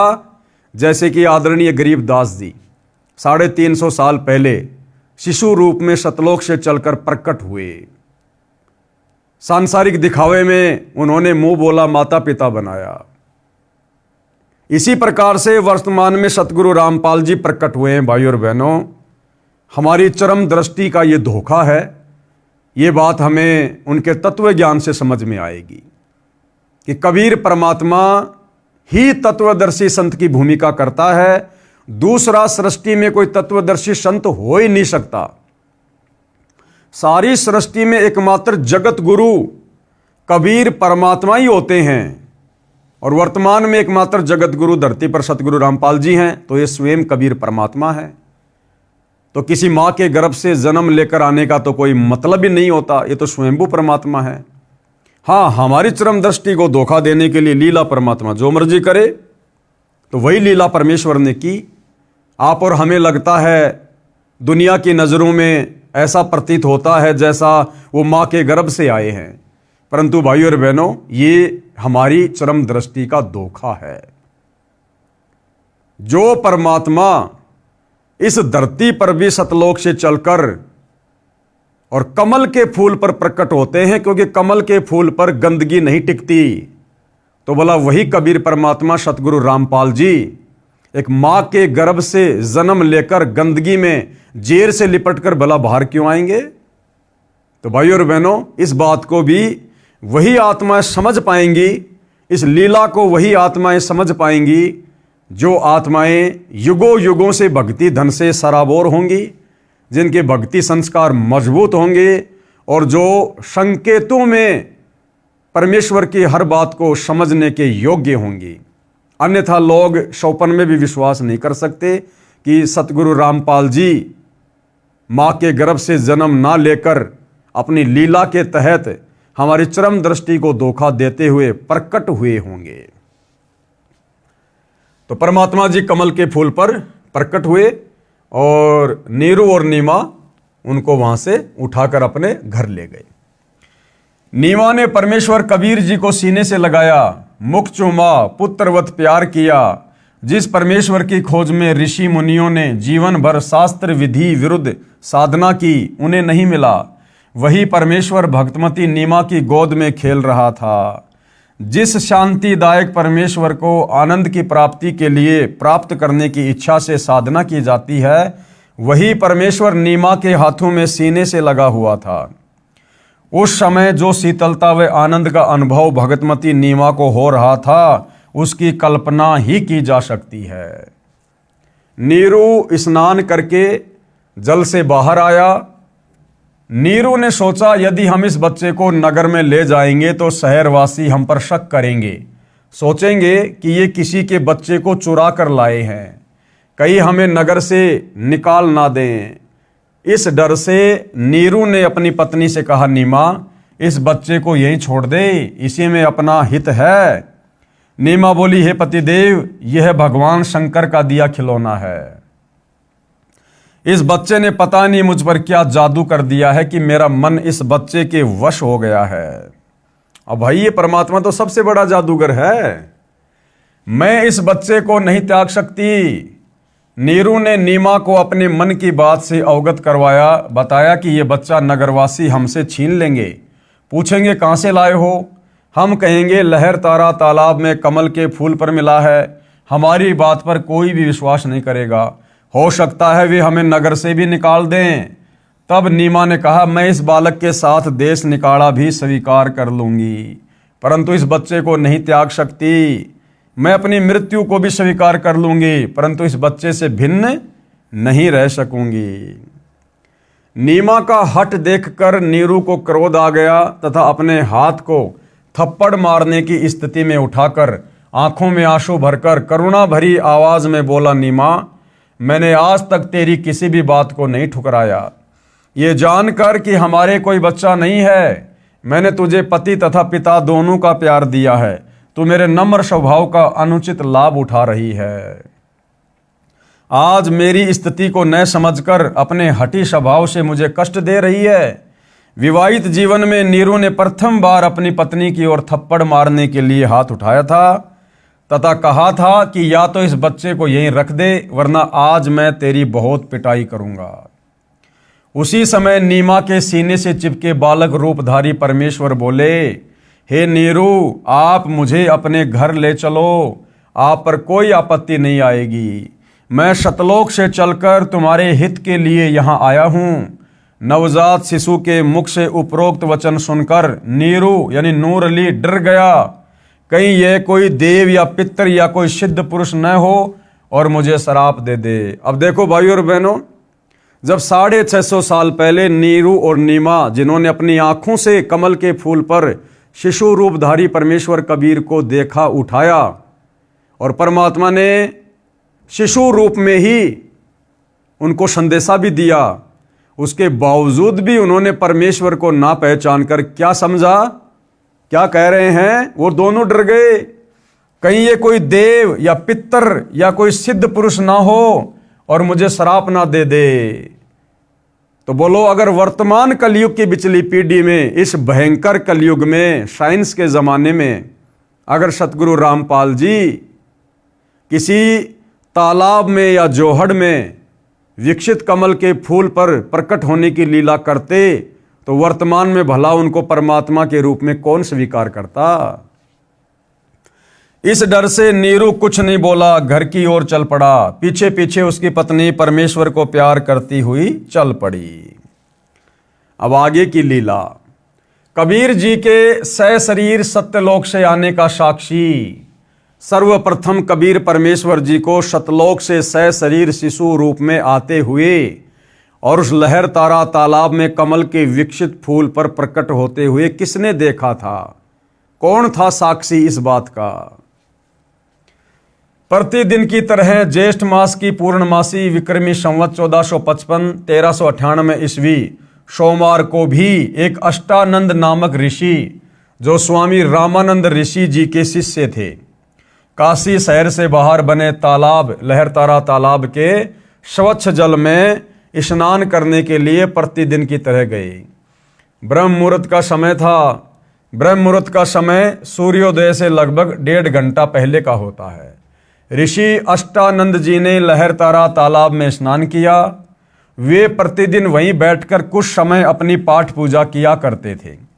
ऋषि अष्टानंद जी ध्यान मग्न होने की चेष्टा कर ही रहे थे, उसी समय आकाश से एक प्रकाश पुंज नीचे की ओर आता दिखाई दिया। वह इतना तेज प्रकाश था, उसे ऋषि जी की चरम दृष्टि सहन नहीं कर सकी। जैसे दोपहर के समय सूर्य की तरफ देखते हैं तो हमारी आंखें सहन नहीं कर पाती और बंद हो जाती है, और बंद आंखों में फिर सूर्य का छोटा छोटा गोला दिखाई देता है जो प्रकाश रहित होता है। उसे ऋषि जी की चरम दृष्टि सहन नहीं कर सकी। जिस प्रकार आंखें सूर्य की रोशनी को सहन नहीं कर पाती, सूर्य के प्रकाश को देखने के पश्चात आंखें बंद करने पर सूर्य का आकार दिखाई देता है, उसमें प्रकाश अधिक नहीं होता। इसी प्रकार प्रथम बार परमेश्वर के प्रकाश को देखने से ऋषि जी की आंखें बंद हो गई। बंद आंखों में शिशु को देखकर, यानी एक बालक को देखकर फिर से आंखें खोली। ऋषि अष्टानंद जी ने देखा कि वह प्रकाश लहरतारा तालाब पर उतर गया है, जिससे पूरा सरोवर प्रकाशमान हो गया तथा देखते ही देखते वह प्रकाश जलाशय के एक कोने में सिमट गया। ऋषि अष्टानंद जी ने सोचा, ये कैसा दृश्य मैंने देखा, ये मेरी भक्ति की उपलब्धि है या मेरा दृष्टि दोष है। इसके विषय में गुरुदेव स्वामी रामानंद जी से पूछूंगा। ये विचार करके ऋषि अष्टानंद जी अपनी शेष साधना को छोड़कर अपने पूज्य गुरुदेव के पास गए। स्वामी रामानंद जी को सर्व घटनाक्रम बताकर पूछा, हे गुरुदेव, ये मेरी भक्ति की उपलब्धि है या मेरी कोई भ्रमणा है? मैंने प्रकाश आकाश से नीचे की ओर आते देखा, जिसे मेरी आंखें सहन नहीं कर सकी। आंखें बंद हुई तो नवजात शिशु दिखाई दिया। पुनः आंखें खोली तो उस प्रकाश से पूरा जलाशय ही जगमगा गया। पश्चात वह प्रकाश उस तालाब के एक कोने में सिमट गया। मैं आपसे कारण जानने की इच्छा से अपनी साधना बीच में ही छोड़कर आया हूं। कृपया मेरी शंका का समाधान कीजिए। अब पंडित रामानंद जी को जैसा भी ज्ञान था, उन्होंने अपने शिष्य की शंका का समाधान किया। ऋषि रामानंद स्वामी जी ने अपने शिष्य अष्टानंद से कहा, हे ब्राह्मण, ये न तो तेरी भक्ति की उपलब्धि है, न आपका दृष्टि दोष ही है। इस प्रकार की घटनाएं उस समय होती है जब ऊपर के लोकों से कोई देव पुरुष पृथ्वी पर अवतार धारण करने के लिए आते हैं। वह किसी स्त्री के गर्भ में निवास करता है। क्या कह रहे हैं रामानंद जी? कि जिस समय ऊपर के लोकों से कोई देव पुरुष पृथ्वी पर अवतार धारण करने आते हैं और फिर क्या करते हैं, वह किसी स्त्री के गर्भ में निवास करते हैं। अब भाइयों और बहनों, पंडित रामानंद जी को केवल इतना ही ज्ञान था कि परमात्मा ब्रह्मा विष्णु महेश हैं, और जब ये अवतार धारण करते हैं, पृथ्वी पर आते हैं, तो ये भी किसी माँ के गर्भ में जो है जन्म लेकर ही आगे चलकर अपनी लीला करते हैं। उनको केवल इतना ही पता था। उनको ये नहीं पता था कि परमात्मा कभी किसी माँ के गर्भ से जन्म नहीं लेता, परमात्मा स्वयंभू होता है, परमात्मा परिभू है। उनको इस बात का नहीं पता था। जबकि वेदों को पढ़ा करते थे, गीता जी को पढ़ा करते थे, लेकिन परमात्मा की डेफिनेशन पंडित रामानंद जी को भी पता नहीं थी। तो उन्होंने अपने शिष्य से कहा कि ऊपर के लोक से कोई देव पुरुष आया है, अवतार धारण करेगा और किसी स्त्री के गर्भ में निवास करता है, फिर बालक रूप धारण करके नर लीला करके अपना अपेक्षित कार्य पूर्ण करता है। कोई देव पुरुष ऊपर के लोकों से आया है, वह काशी नगर में किसी के घर जन्म लेकर अपना प्रारब्ध पूरा करेगा। उपरोक्त वचनों द्वारा ऋषि रामानंद स्वामी जी ने अपने शिष्य अष्टानंद जी की शंका का समाधान किया। उन ऋषियों की यही धारणा थी। अब क्या कह रहे हैं गुरुदेव? उन ऋषियों की यही धारणा थी कि सर्व अवतार गण, यानी सभी अवतार माता के गर्भ से ही जन्म लेते हैं। और उनका कहना, उनका सोचना सही भी था भाइयों और बहनों, क्योंकि 21 ब्रह्मांड के जितने भी भगवान हैं, जब वो अवतार लेते हैं तो माँ के गर्भ से ही लेते हैं। परंतु वो पूर्ण परमात्मा, सारी सृष्टि का सृजनहार, जब वो स्वयं पृथ्वी पर आता है तो वो अपना अवतार खुद ही होता है। वो किसी माँ के गर्भ से जन्म लेकर फिर लीला नहीं करता है। उन ऋषियों की यही धारणा थी कि सभी अवतार गण माता के गर्भ से ही जन्म लेते हैं। बालक को लेकर नीरू तथा नीमा अपने घर जुलाहा मोहल्ला कॉलोनी में आए, जिस भी नर व नारी ने नवजात शिशु रूप में परमेश्वर कबीर जी को देखा तो वह देखता ही रह गया। अब नीरू को जिस बात का डर था कि भैया नगर कॉलोनी वाले मोहल्ले वाले जब बालक को देखेंगे तो तरह तरह के हमसे सवाल करेंगे, ये बच्चा तू कहाँ से उठा के ले आया, तुम्हारे तो कोई बच्चा ही नहीं था, तू बताता क्यों नहीं, कहाँ से लाया है, तुम लोग चोरी भी करने लग गए हो, हम राजा से शिकायत करेंगे। नीरू तो ये सोच रहा था, और कबीर परमेश्वर जी ने किसी के मन में ये बात आने भी नहीं दी कि ये बच्चा कहाँ से आया। परमेश्वर का शरीर अति सुंदर था, आंख जैसे कमल का फूल हो, घुंघराले बाल, लंबे हाथ, लंबी लंबी उंगलियां, शरीर से मानो नूर झलक रहा हो, क्योंकि भाइयों और बहनों कबीर परमात्मा सावंत दे थे। लंबे लंबे हाथ यानी सावंत दे। एक सत्संग में पूज्य गुरुदेव भगवान ने बताया कि आदरणीय गरीबदास जी जो 350 साल पहले आए थे वो भी सावंत दे थे। आदरणीय गरीबदास जी के दोनों हाथ घुटने से नीचे तक जाया करते थे। कबीर परमेश्वर जी भी सावंत दे थे। अब भाइयों और बहनों, वर्तमान कलयुग है तो परमात्मा ने कलयुग के हिसाब से लीला करनी पड़ती है। अगर सतगुरु रामपाल जी वर्तमान में सावंत दे की लीला करते तो भाइयों और बहनों ना जाने लोग उनके विषय में क्या क्या विचार उत्पन्न कर लेते कि भैया इनके शरीर में कोई कमी है, क्योंकि लोग भूल गए सावंत दे क्या होता है। तो लोग क्या बोलते, पता नहीं क्या क्या विचार उत्पन्न कर लेते अपने मन में कि इनके माता पिताजी में कोई कमी थी जिस कारण से इनका शरीर ढंग से सेट नहीं हो पाया, बच्चा गर्भ में ठीक से नहीं जो है अपना विकास कर पाया, और देखो इनके शरीर में दोष है, इनको लंबे लंबे हाथ हो गए, ना जाने क्या क्या विचार अपने मन में उत्पन्न कर लेते। तो कलयुग के दूसरे चरण में वैज्ञानिक युग में परमात्मा जनसाधारण की तरह ही लीला करते हैं। पूरी काशी नगरी में ऐसा अद्भुत बालक नहीं था, जो भी देखता वही अन्य को बताता कि नूर अली को एक बालक तालाब पर मिला है, आज ही उत्पन्न हुआ शिशु है। डर के मारे लोक लाज के कारण किसी विधवा ने डाला होगा। यानी भाइयों और बहनों, परमात्मा ने नगर वासियों के दिलो दिमाग में उल्टी धारणा पैदा कर दी, क्योंकि परमात्मा समर्थ है भाइयों और बहनों। वो एक सेकंड में विचारों को चेंज कर सकते हैं, एक सेकंड में विचारों को वैसा का वैसा बना सकते हैं। तो सबके मन में क्या हुआ कि भैया लगता है किसी औरत ने इस बच्चे को जन्म देकर लोक लाज के कारण और वहाँ पर डाल दिया होगा, फेंक दिया होगा, और नीमा को ये बच्चा हाथ लग गया होगा, और अच्छा हुआ जो इस बच्चे को ले आए, वरना बच्चे की दुर्गति हो जाती। बालक को देखने के पश्चात उसके चेहरे से दृष्टि हटाने को दिल नहीं करता, आत्मा अपने आप खिंची जाती है। पता नहीं बालक के मुख पर कैसा जादू है, पूरी काशी परमेश्वर के बालक रूप को देखने को उमड़ पड़ी। स्त्री पुरुष झुंड के झुंड बनाकर मंगल गान गाते हुए नीरू के घर बच्चे को देखने को आए।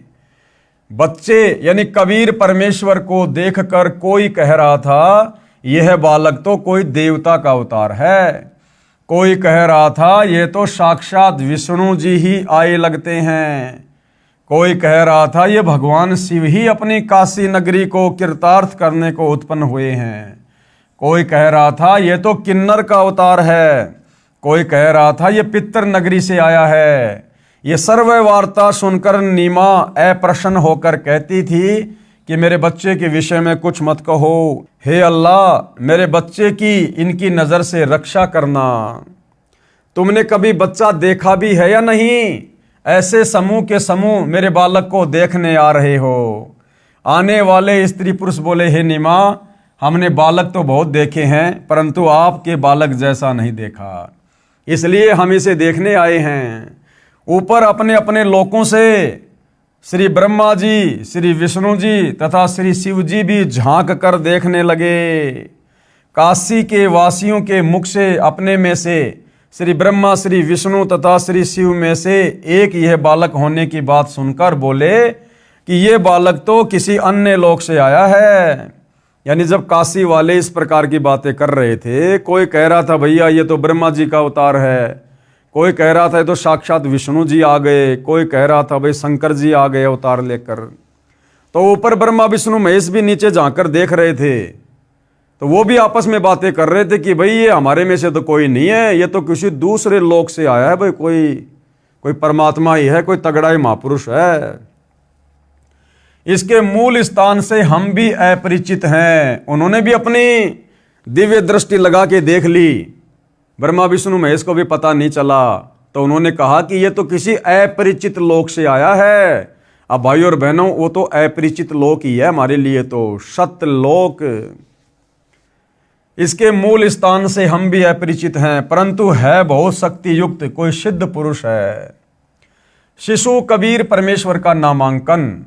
अब जैसे छोटे बच्चे का नामकरण किया जाता है, नाम रखा जाता है, तो कबीर परमेश्वर जी का जब नाम रखने का समय आया तो परमेश्वर जी ने क्या और कैसी लीला की। नीरू यानी नूर अली तथा नीमा पहले हिंदू ब्राह्मण ब्राह्मणी थे। इस कारण लालचवश ब्राह्मण लड़के का नाम रखने आए। अब देखो कितने लोभी और लालची थे। पहले तो बड़े खुश हुए जब मुसलमानों ने जबरदस्ती अपना पानी छिड़क कर उनको जबरन मुसलमान बना दिया। अब जब उनके घर पर वो बच्चा आया तो ब्राह्मण दौड़ चले, ले लेके अपना बही खाता, अपने वो जो भी उनके वो पोथी पाने होते हैं धार्मिक, कि हम बच्चे का नाम रखेंगे। क्यों? नामकरण करते समय 1 रुपया मिलता है। तो उस भिक्षा के लालच में, दान दक्षिणा के लालच में ब्राह्मण आ गए पहले लड़के का नाम रखने के लिए। उसी समय काजी मुसलमान भी अपनी पुस्तक कुरान शरीफ को लेकर लड़के का नाम रखने के लिए आ गए। उस समय दिल्ली में मुगल बादशाहों का शासन था, जो पूरे भारतवर्ष पर शासन करते थे, जिस कारण हिंदू समाज मुसलमानों से दबता था। काजियों ने कहा लड़के का नामकरण हम मुसलमान विधि से करेंगे। अब ये मुसलमान हो चुके हैं, ये कहकर काजियों में मुख्य काजी ने कुरान शरीफ पुस्तक को कहीं से खोला। उस पृष्ठ पर प्रथम पंक्ति में प्रथम नाम कबीरन लिखा था। कबीरन, क्योंकि परमात्मा ने कलयुग की बिचली पीढ़ी में कबीर नाम से ही प्रकट होकर अपनी महिमा करवानी थी। तो जब काजी ने कुरान को खोला तो क्या लिखा हुआ था? कबीरन। और ये मुसलमान काजी लोग क्या किया करते थे भाई और बहनों, जब किसी का नाम वगैरह रखा करते थे तो अपनी कुरान को कहीं से भी खोल लिया करते थे, और खोलते समय पहला जो अक्षर होता था उसी से वो बच्चे का नाम रखा करते थे। तो जैसे उन्होंने कुरान शरीफ खोली तो पहला शब्द क्या लिखा आया? कबीरन। काजियों ने सोचा कबीर नाम का अर्थ बड़ा होता है, और इस छोटे जाति जुलाहे अर्थात धानक के बालक का नाम कबीर रखना शोभा नहीं देगा। यानी हृदय से तो मुसलमान भी उनको मुसलमान नहीं मान रहे थे, उनको हिंदू ही मान रहे थे। तो क्या सोचा मुसलमानों ने? इस छोटे जाति जुलाहे अर्थात धानक के बालक का नाम कबीर रखना शोभा नहीं देगा, ये तो ऊंचे घरानों के बच्चों के नाम रखने योग्य हैं। शिशु रूपधारी परमेश्वर काजियों के मन के दोष को जानते थे। काजियों ने पुनः पवित्र कुरान शरीफ को नाम रखने के मकसद से खोला। उन दोनों पेजों पर कबीर कबीर कबीर अक्षर लिखे थे, अन्य कोई लेख ही नहीं था।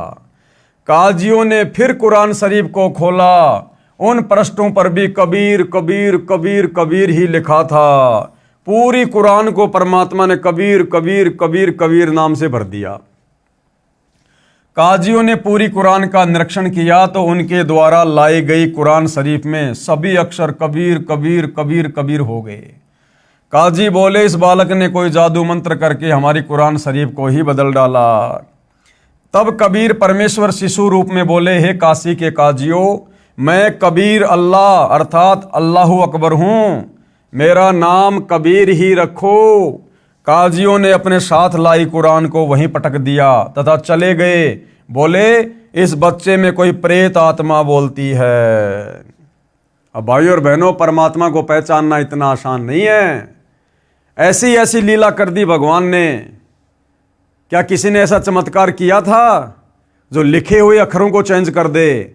उसके बावजूद भी इस काल प्रेरित हम काजियों ने, मुल्लाओं ने, पंडितों ने, ब्राह्मणों ने परमेश्वर जी को नहीं पहचाना। शिशु कबीर परमेश्वर द्वारा कंवारी गाय का दूध पीना। बालक कबीर को दूध पिलाने की कोशिश नीमा ने की तो परमेश्वर ने मुख बंद कर लिया। सर्व प्रयत्न करने पर भी नीमा तथा नीरू बालक को दूध पिलाने में असफल रहे। यानी घर लाकर जब कबीर परमेश्वर जी को, जो कि बालक रूप में थे, लीला कर रहे थे, नीरू और नीमा ने दूध पिलाने का प्रयत्न किया गाय का, लेकिन परमात्मा ने वो दूध नहीं पिया। उन्होंने बहुत सारा प्रयत्न किया। कभी परमात्मा मुंह को फेर लेते, कभी मुंह को बंद कर लेते, कभी वापस नीचे गिरा देते। वो दूध परमात्मा ने नहीं पिया। क्यों? क्योंकि भाइयों और बहनों, आप और हमने इसी पवित्र पुस्तक में देखा कि जब कबीर परमात्मा प्रत्येक युग की शुरुआत में एक पूरा जीवन शिशु रूप में लीला करते हैं तो परमेश्वर कंवारी गाय का दूध पीते हैं। जिस गाय को, जिस बछिया को कभी बैल ने टच ना किया हो, अभी अधन्या धेनव, यानी बिना धनाई गाय का परमात्मा दूध पीते हैं। तो परमात्मा ने वेदों में लिखी हुई अपनी उस लीला को भी सत्य साबित करना था, ताकि भगवान को पहचानने में हमें बड़ी आसानी हो कि ऐसी लीला किसने की है। अगर ब्रह्मा विष्णु महेश ने की है तो वो परमात्मा साबित होंगे, अगर रामकृष्ण ने की है तो वो परमात्मा साबित होंगे, अगर कबीर जी ने की है तो कबीर जी ही परमात्मा साबित होंगे। 25 दिन जब बालक को निराहार बीत गए तो माता पिता अति चिंतित हो गए। 24 दिन से नीमा तो रो रो कर विलाप कर रही थी, सोच रही थी ये बच्चा कुछ भी नहीं खा रहा है, यह मरेगा, मेरे बेटे को किसी की नज़र लगी है। 24 दिन से लगातार नज़र उतारने की विधि भिन्न भिन्न स्त्री पुरुषों द्वारा बताई प्रयोग करके थक गई, कोई लाभ नहीं हुआ। आज 25वां दिन उदय हुआ। माता नीमा रात्रि भर जागती रही तथा रोती रही कि पता नहीं ये बच्चा कब मर जाएगा, मैं भी साथ ही फांसी पर लटक कर जाऊंगी, मैं इस बच्चे के बिना जीवित नहीं रह सकती। बालक कबीर का शरीर पूर्ण रूप से स्वस्थ था। परमात्मा बिल्कुल हष्ट पुष्ट तथा ऐसे लग रहा था जैसे बच्चा प्रतिदिन 1 किलोग्राम 1 सेर दूध पीता हो। परंतु नीमा को डर था कि बिना कुछ खाए पिए ये बालक जीवित रह ही नहीं सकता, ये कभी भी मृत्यु को प्राप्त हो सकता है। ये सोचकर फूट फूट कर रो रही थी। भगवान शंकर के साथ साथ निराकार प्रभु की भी उपासना तथा उससे भी की गई प्रार्थना जब व्यर्थ रही तो अति व्याकुल होकर रोने लगी। भगवान शिव एक ब्राह्मण ऋषि का रूप बनाकर नीरू की झोपड़ी के सामने खड़े हुए। अब भाइयों और बहनों, परमात्मा ने तो महिमा देनी होती है। थे स्वयं कबीर परमात्मा ही अपने दूसरे रूप में, जो एक ऋषि का रूप बनाकर, एक ब्राह्मण का रूप बनाकर, और नीमा के इस प्रकार विलाप को देखकर, उसकी चिंता को देखकर परमात्मा जी आए तथा नीमा से रोने का कारण जानना चाहा। नीमा रोती रही, हिचकियां लेती रही। संत रूप में खड़े भगवान शिव के अति आग्रह करने पर नीमा रोती रोती कहने लगी, हे ब्राह्मण, मेरे दुख से परिचित होकर आप भी दुखी हो जाओगे। फकीर वेशधारी शिव भगवान बोले, हे माई, कहते हैं अपने मन का दुख दूसरे के समक्ष कहने से मन हल्का हो जाता है। अब कई भाई बहनों को शंका होगी, नहीं नहीं जी, वो तो भगवान शिव ही थे। अरे भैया, वो नीमा भगवान शिव को रोते रोते उसको आधी से ज़्यादा उम्र बीत गई थी कि भगवान शिव मुझे बच्चा दे दे, मुझे बच्चा दे दे। हे भगवान शंकर, तेरे घर में क्या कमी है, क्या कमी है? उस भगवान शिव ने उस समय तो नहीं सुनी उसकी एक भी, और अब कैसे आ जाएगा वो भगवान शंकर? तो स्वयं कबीर परमात्मा ही सारा खेल खेलता है। आपके कष्ट का निवारण करने की विधि भी प्राप्त हो जाए। आंखों में आंसू, जीव्या लड़खड़ाते हुए, गहरे सांस लेते हुए नीमा ने बताया, हे महात्मा जी, हम निसंतान थे। 25 दिन पहले हम दोनों पति पत्नी प्रतिदिन की तरह काशी में लहरतरा तालाब पर स्नान करने जा रहे थे। उस दिन ज्येष्ठ मास की शुक्ल पूर्णमासी की सुबह थी। रास्ते में मैंने अपने इष्ट भगवान शंकर से पुत्र प्राप्ति की हृदय से प्रार्थना की थी। मेरी पुकार सुनकर दीनदयाल भगवान शंकर जी ने उसी दिन एक बालक लहरतारा तालाब में कमल के फूल पर हमें दिया। अब ये तो भाई और बहनों नीमा के अपने विचार हैं। बच्चे को प्राप्त करके हमारे हर्ष का कोई ठिकाना नहीं रहा। ये हर्ष अधिक समय तक नहीं रहा। इस बच्चे ने दूध नहीं पिया। सब प्रयत्न करके हम थक चुके हैं। आज इस बच्चे को 25वां दिन है, कुछ भी आहार नहीं किया है। यह बालक मरेगा, इसके साथ ही मैं आत्महत्या करूंगी। मैं इसकी मृत्यु की प्रतीक्षा कर रही हूं। सारी रात्रि बैठकर तथा रो रो कर व्यतीत की है। मैं भगवान शंकर से प्रार्थना कर रही हूं कि हे भगवान, इससे अच्छा तो ये बालक ना देते। अब इस बच्चे में इतनी ममता हो गई है कि मैं इसके बिना जीवित नहीं रह सकूंगी। नीमा के मुख से सारी कथा सुनकर साधु रूपधारी भगवान शंकर ने कहा, आपका बालक मुझे दिखाइए। नीमा ने बालक को पालने से उठाकर ऋषि के समक्ष प्रस्तुत किया। दोनों प्रभुओं की आपस में दृष्टि मिली। भगवान शंकर जी ने शिशु कबीर जी को अपने हाथों में ग्रहण किया तथा मस्तिष्क की रेखाएं व हस्त रेखाएं देखकर बोले, नीमा, आपके बेटे की लंबी आयु है, ये मरने वाला नहीं है। देख कितना स्वस्थ है, कमल जैसा चेहरा खिला है। नीमा ने कहा, हे विप्रवर, बनावटी सांत्वना से मुझे संतोष होने वाला नहीं है। बच्चा दूध पिएगा तो मुझे सुख की सांस आएगी। 25 दिन के बालक का रूप धारण किए परमेश्वर कबीर जी ने भगवान शिव से कहा, हे भगवान, आप इन्हें कहो एक कंवारी गाय लाए। आप उस कंवारी गाय पर अपना आशीर्वाद भरा हस्त रखना, वह दूध देना प्रारंभ कर देगी। मैं उस कंवारी गाय का दूध पीऊंगा। वह गाय आजीवन बिना ब्याए अर्थात कुंवारी रहकर ही दूध दिया करेगी। उस दूध से मेरी परवरिश होगी। परमेश्वर कबीर जी तथा भगवान शंकर जी की 7 बार चर्चा हुई। शिवजी ने नीमा से कहा, आपका पति कहाँ है? नीमा ने अपने पति को पुकारा। वह भीगी आंखों से उपस्थित हुआ तथा ब्राह्मण को प्रणाम किया। ब्राह्मण ने कहा, नीरू, आप एक कंवारी गाय लाओ, वह दूध देगी।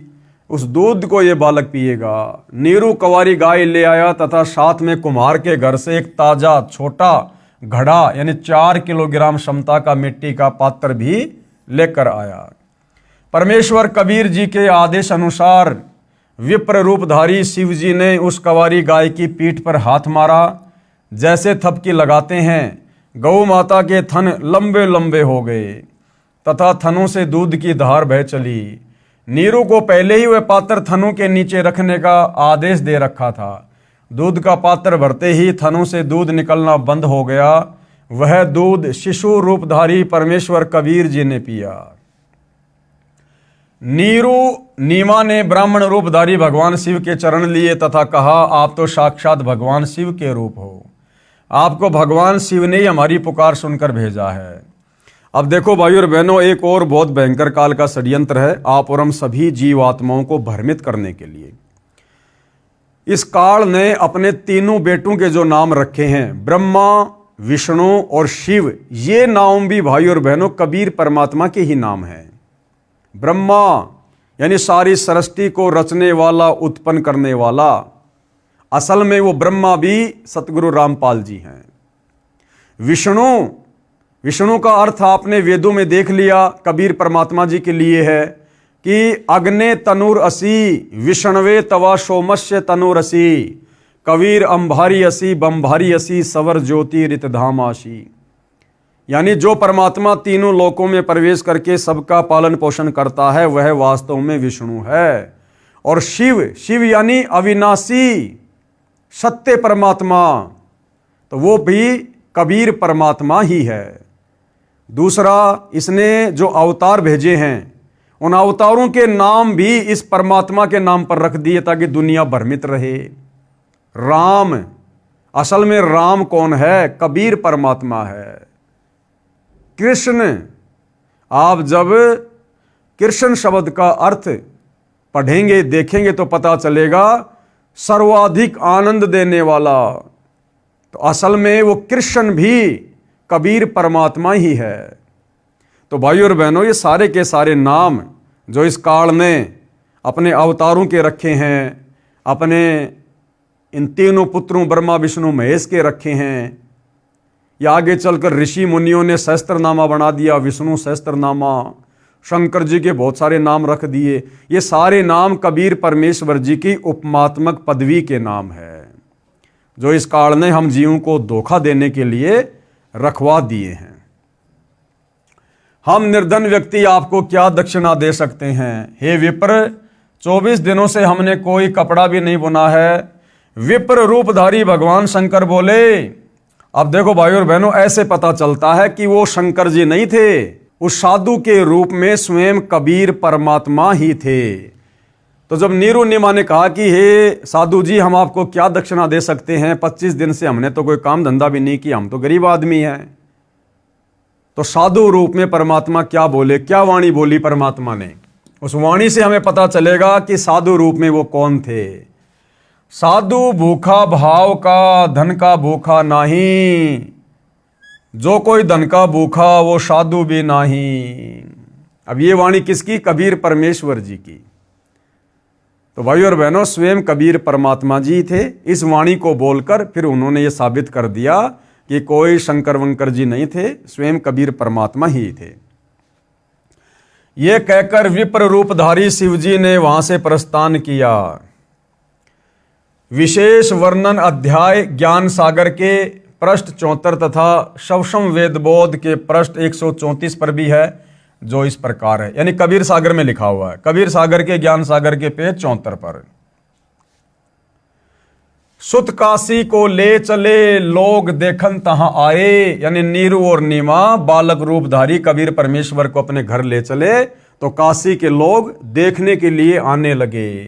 अन्न पानी भक्षय नहीं, जुल्हा शोक जनाए। और 25 दिन तक परमात्मा ने कुछ भी अन्न पानी नहीं खाया। इस बात से दुखी होकर जुल्हा यानी नीरू और नीमा दोनों शोक मनाने लगे, दुखी हो गए। तब जुल्हा मन कीन तिवाना, रामानंद सो कहे उत्पाना।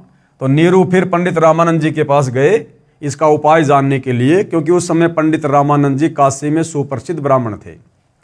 मैं सुत पायो बड़ा गुणवंता, कारण कौन भखे नहीं संता।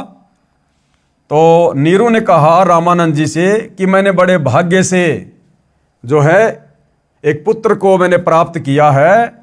और क्या कारण है रामानंद जी? कि वो बच्चा कुछ भी नहीं खा रहा, ना कुछ पी रहा। रामानंद ध्यान तब धारा, रामानंद जी ने अपनी दिव्य दृष्टि से देखा। जुल्हा से तब वचन उचारा। और नीरू से क्या कहा पंडित रामानंद जी ने? पूर्व जन्म ते ब्राह्मण जाति, कि भैया पहले के जन्म में तू कोई ब्राह्मण जाति में था और हरि सेवा की नी बली बाती, और तूने भगवान की बहुत अच्छी सेवा की थी। कुछ सेवा तुम हरि की चूका, परंतु कहीं न कहीं तुम्हारे से भगवान की सेवा में चूक हो गई। ताते भयो जुल्हा का रूपा, जिस कारण से तेरे को धानक जाति में जन्म मिला है। पति प्रभु कह तोरी मान लीना, ताते उद्यान में शुद्ध दीना। लेकिन तेरी उस सेवा के बदले परमात्मा ने तुझे ऐसा गुणवान बच्चा दिया है। अब नीरू क्या कहने लगा? हे प्रभु, जस कीन्यो तस पायो, आरत हो तव दर्शन आयो। सो कहिए उपाय गुसाई, बालक शुदावंत कछु खाई। हे परमात्मा, वो तो ठीक है, आपने जैसा बताया वैसा मुझे मिल गया। जैसी मेरी सेवा में कोई चूक चाक हो गई, मेरे को उसकी सजा मिल गई, जो भी हो गई, लेकिन अब मुझे कोई उपाय बताओ ताकि बच्चे की भूख शांत हो, बच्चा कुछ खाना पीना शुरू करे। तो रामानंद जी ने क्या कहा?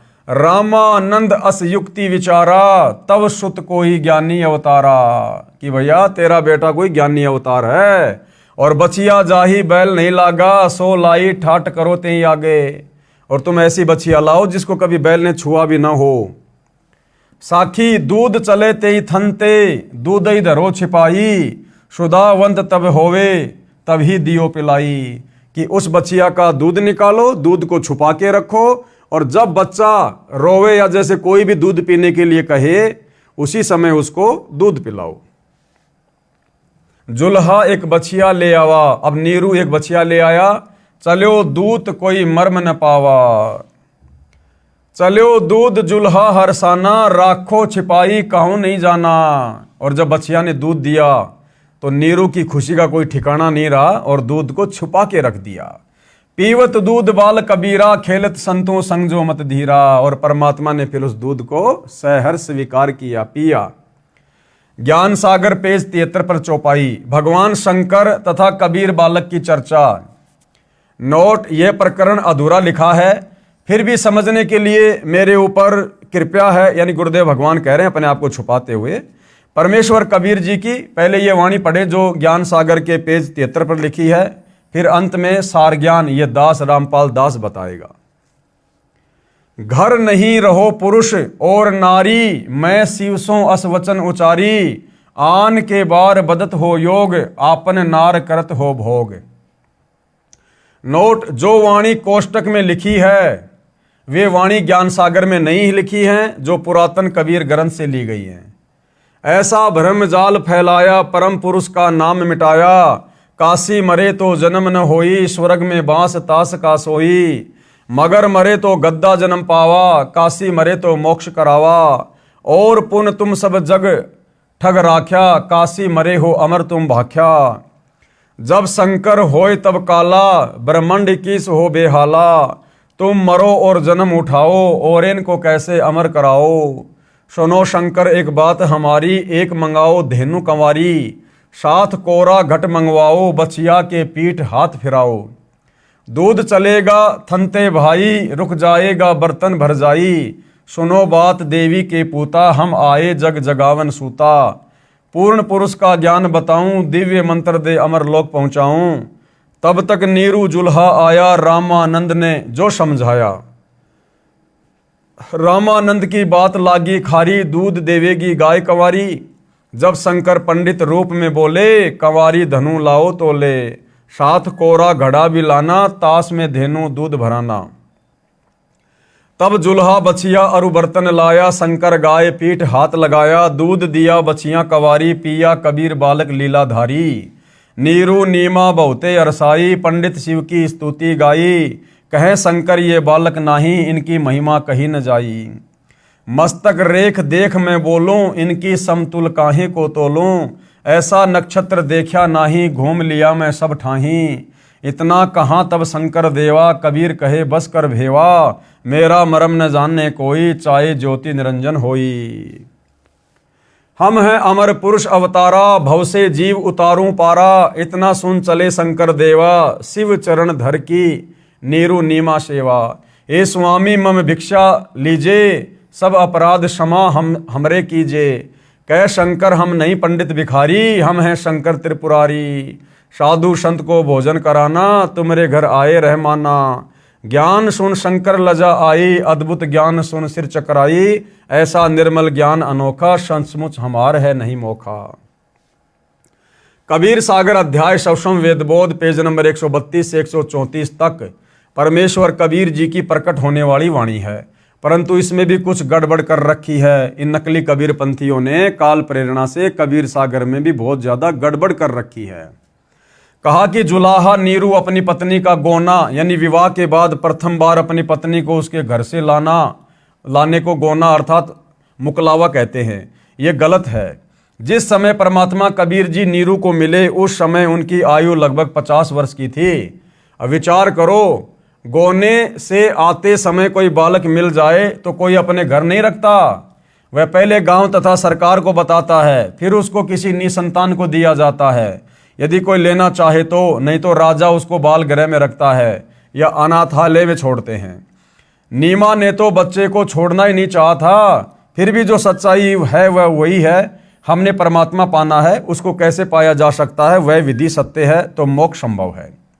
ज्ञान इसलिए आवश्यक है कि विश्वास बने कि परमात्मा कौन है, कहाँ प्रमाण है, वह चेष्टा की जा रही है। अब केवल बालक कबीर जी ने कंवारी गाय का दूध पिया था, वे वाणी लिखता हूं सवसम वेदबोध पेज नंबर 134 से। पंडित निज निज भोन सिधारा, बिन भोजन बीते बहुबारा। बालक रूप तासु ग्रह रहेता, खान पान नाही कुछ गहता। जुलाहा तब मन में दुख पाई, भोजन करो कबीर गोसाई। जुलाहा जुलाही दुखित निहारी, तब हम तिनते बचन उचारी। कोरी एक बछिया ले आओ, कोरा भांडा एक मंगाओ। तत्क्षण जुलाहा चली जाई, गऊ की बछिया कोरी लाई। अब देखो भाई और बहनों, यहां सच्चाई लिख दी परमात्मा ने कि कोई शंकर भगवान आया था या परमात्मा ने ही सारी लीला की थी। देखो, जुलाहा जुलाही यानी नीरू और नीमा, दुखित निहारी यानी बहुत जब दुखी हो गए, तब हम तिनते वचन उचारी। तब कबीर परमात्मा कहते मैंने ही वचन उच्चारण किए थे, वो भले साधु रूप में था, कि कंवारी एक बछिया ले आओ और कोरा भांडा, भांडा यानी मटका एक मंगाओ।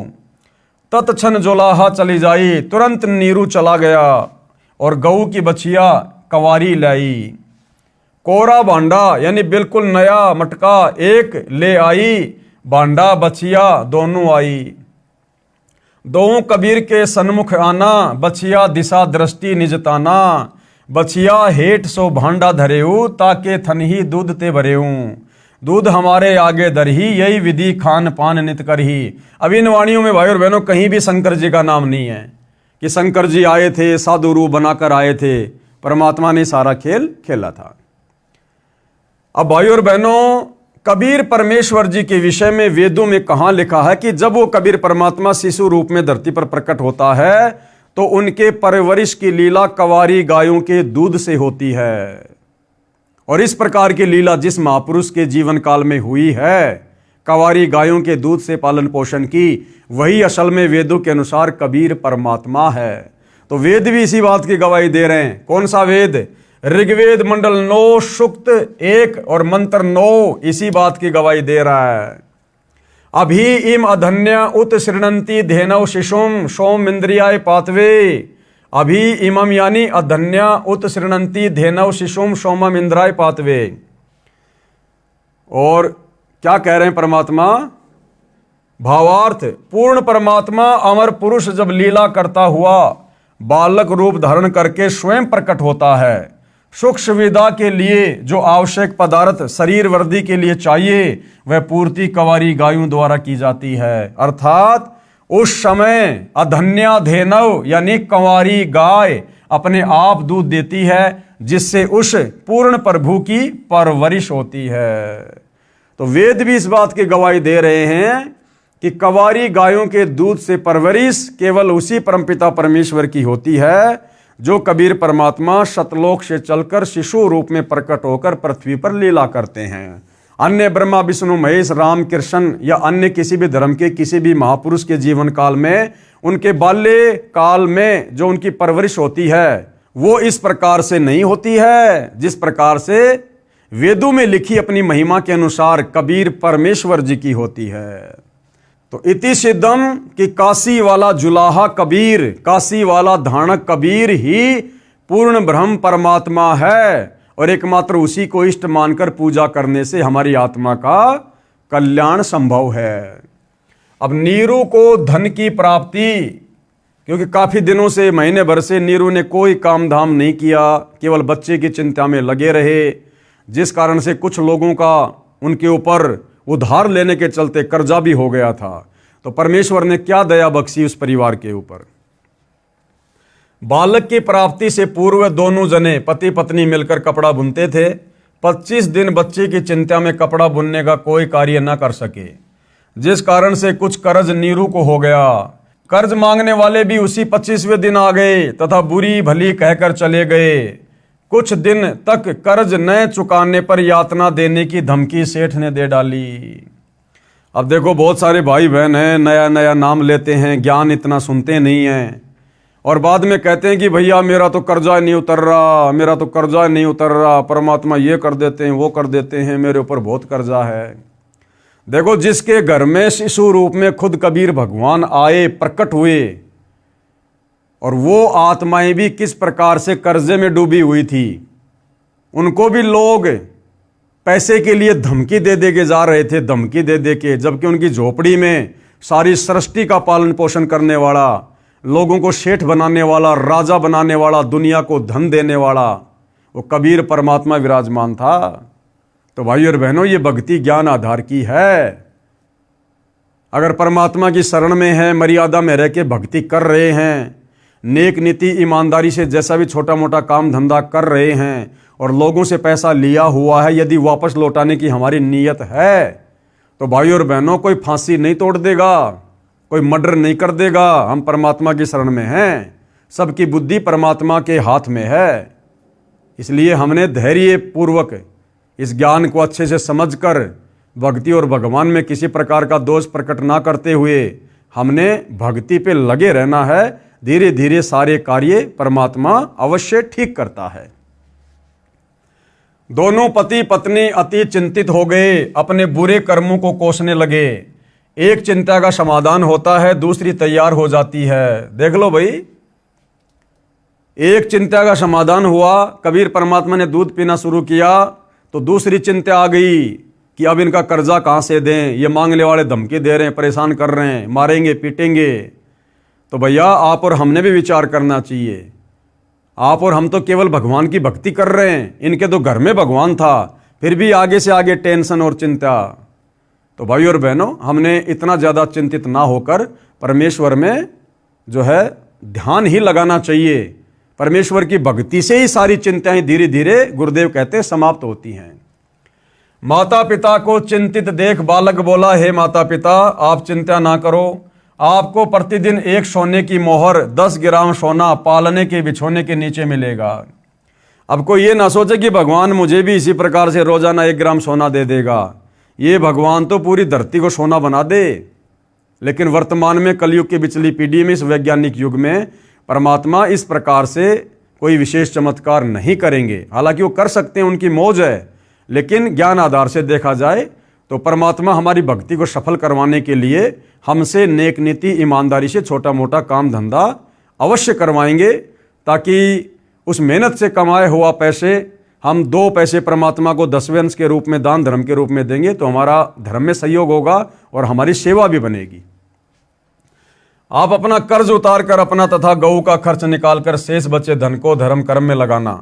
उस दिन के पश्चात 10 ग्राम सोना प्रतिदिन नीरू के घर परमेश्वर कबीर जी की कृपा से मिलने लगा। ये क्रिया 1 वर्ष तक चलती रही। परमेश्वर कबीर जी ने मोहर सोने का सिक्का मिलने वाली लीला को गुप्त रखने को कहा था। अब देखो भाई और बहनों, परमात्मा के आदेश की अवहेलना कितनी खतरनाक होती है।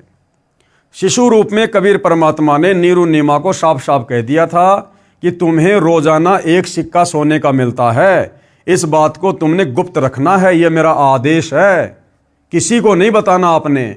और इस बात का उन्होंने उस समय खुलासा कर दिया जब एक बार उनकी झोपड़ी पर उनके कोई परिचित आए, और उसी दिन से भाई और बहनों परमात्मा ने वो 1 सिक्का सोना देना बंद कर दिया, क्योंकि उन्होंने परमात्मा के वचन की अवहेलना कर दी।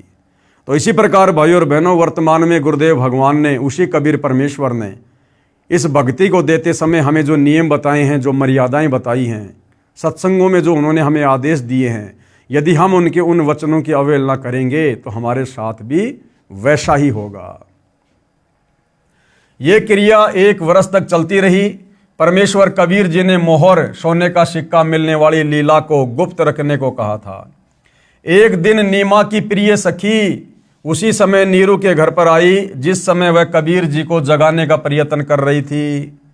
नीमा की सखी ने वह सोने की मोहर देख ली तथा बोली, इतना सोना आपके पास कैसे आया? नीमा ने अपनी प्रिय सखी से सर्व गुप्त भेद कह सुनाया कि हमें तो 1 वर्ष से ये मोहर प्रतिदिन प्राप्त हो रही है।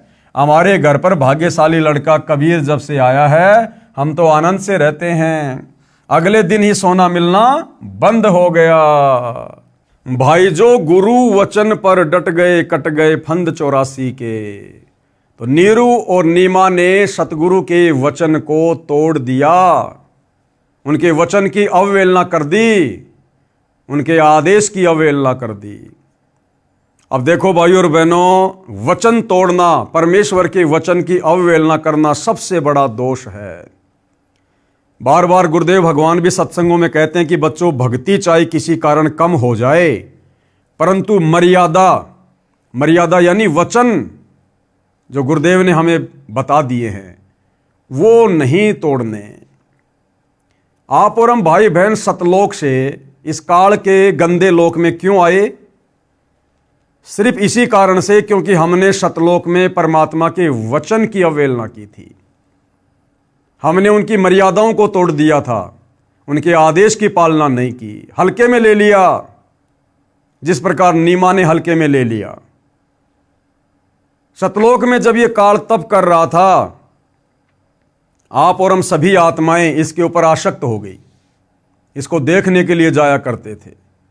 उसी समय कबीर परमात्मा आकाशवाणी किया करते थे कि बच्चों, इस नादान की नादानी को मत देखो, ये अपने कर्म फोड़ रहा है। तुम्हारे को मैंने किस बात की कमी छोड़ रखी है?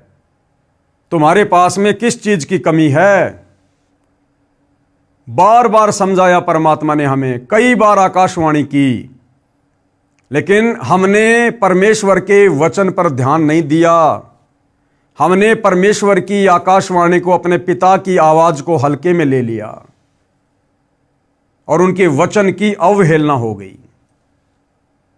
उसी बात से नाराज होकर वहां के विधान अनुसार कबीर परमेश्वर ने हम सबको इस काल के साथ यहां भेज दिया। और एक वचन की अवहेलना के चलते भाइयों और बहनों, कितने युग बीत गए हैं, कितनी बार उत्पत्ति और प्रलय हो चुकी है। काल के किस ब्रह्मांडों की, अक्षर पुरुष के सातसंग ब्रह्मांडों की गिनती नहीं है। तब से हम यही गधे कुत्ते सुअर बनकर कष्ट पे कष्ट उठा रहे हैं। क्यों? सतलोक में परमात्मा के वचन की अवहेलना करने के चलते। अब आज वही कबीर परमात्मा फिर से आप और हमें इस काल के कष्टों से छुड़वाकर सतलोक ले जाने के लिए आए हैं। संत रामपाल जी के नाम से उन्होंने हमें भक्ति दी और परमेश्वर ने फिर हमें कुछ वचनों में बांध दिया। वचनों में बांधने का मतलब है मर्यादाओं में बांधना।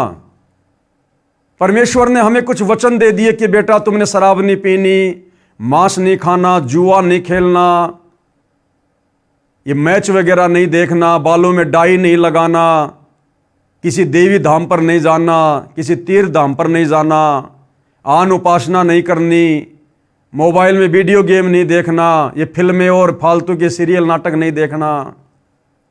बेटा, राजनीति नहीं करनी, राजनेताओं के समर्थन में धक्के नहीं खाना, कहीं लोगों से फालतू का भाईचारा नहीं निभाना। जगतकार भगत का 36 का आंकड़ा होता है। ये तमाम प्रकार की नियम और मर्यादाएं देकर गुरु ने हमें अपने वचन में बांध दिया। अब भाइयों और बहनों, यदि हम उस परमेश्वर के वचन को तोड़ेंगे और यदि हम उस परमेश्वर के वचन को तोड़कर कभी राजस्थान के गैंगस्टर आनंदपाल सिंह की, जो कि गुंडा था, हम उसकी सीबीआई जांच का समर्थन करेंगे तो परमेश्वर का वचन टूटेगा। क्योंकि संतों का और गुंडों का कोई मेल नहीं होता। संत कभी भी गुंडों का समर्थन नहीं करते। संत कभी भी गुंडों की सीबीआई जांच के लिए अपनी नेक नीति और मेहनत की कमाई का पैसा नहीं देते। जैसा कि राजस्थान के अजमेर में आनंदपाल सिंह की उस गैंगस्टर की सीबीआई जांच के समर्थन में राजपूत करणी सेना को राजस्थान की संगत के द्वारा राजस्थान के सोजत आश्रम वालों ने 5 लाख रुपए दिए। ये परमेश्वर के वचन की धज्जियां उड़ाई गई। उसके बाद हरियाणा के जाट आरक्षण में सतलोक आश्रम धनाना वालों के द्वारा लाखों की संख्या में संत रामपाल जी के भक्तों को धरनों पर बैठा दिया गया और ज्योति पाठ और दान धर्म का रुपया जो केवल अपने गुरुदेव के हाथों में दिया जाता है, सुपात्र को, जाट आरक्षण में उन कुपात्रों के हाथों में करोड़ों में दिया गया। करोड़ों में, कभी 11 लाख, कभी 25 लाख, कभी 5 लाख। और परमेश्वर के वचन की धज्जियां उड़ाई गई।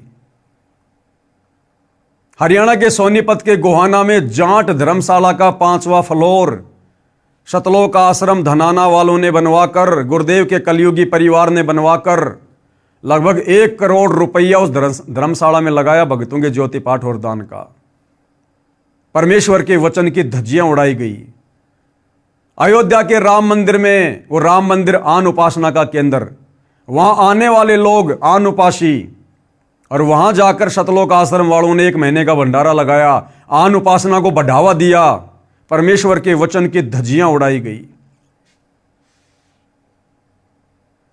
गांव धनाना में बैडमिंटन का स्टेडियम बनाया गया, जबकि गुरु का आदेश है मोबाइल में भी वीडियो गेम नहीं खेलना और देखना। और सतलोक आश्रम धनाना वालों ने, गुरुदेव के कलयुगी परिवार ने करोड़ों रुपए की लागत से धनाना गांव में बैडमिंटन का स्टेडियम बना के दे दिया गांव वालों को। परमेश्वर के वचन की धज्जियां उड़ाई गई। परमात्मा कहते हैं 100 वर्ष सतगुरु की पूजा, एक दिन आन उपासी, वो अपराधी आत्मा फिर पड़े काल की फांसी।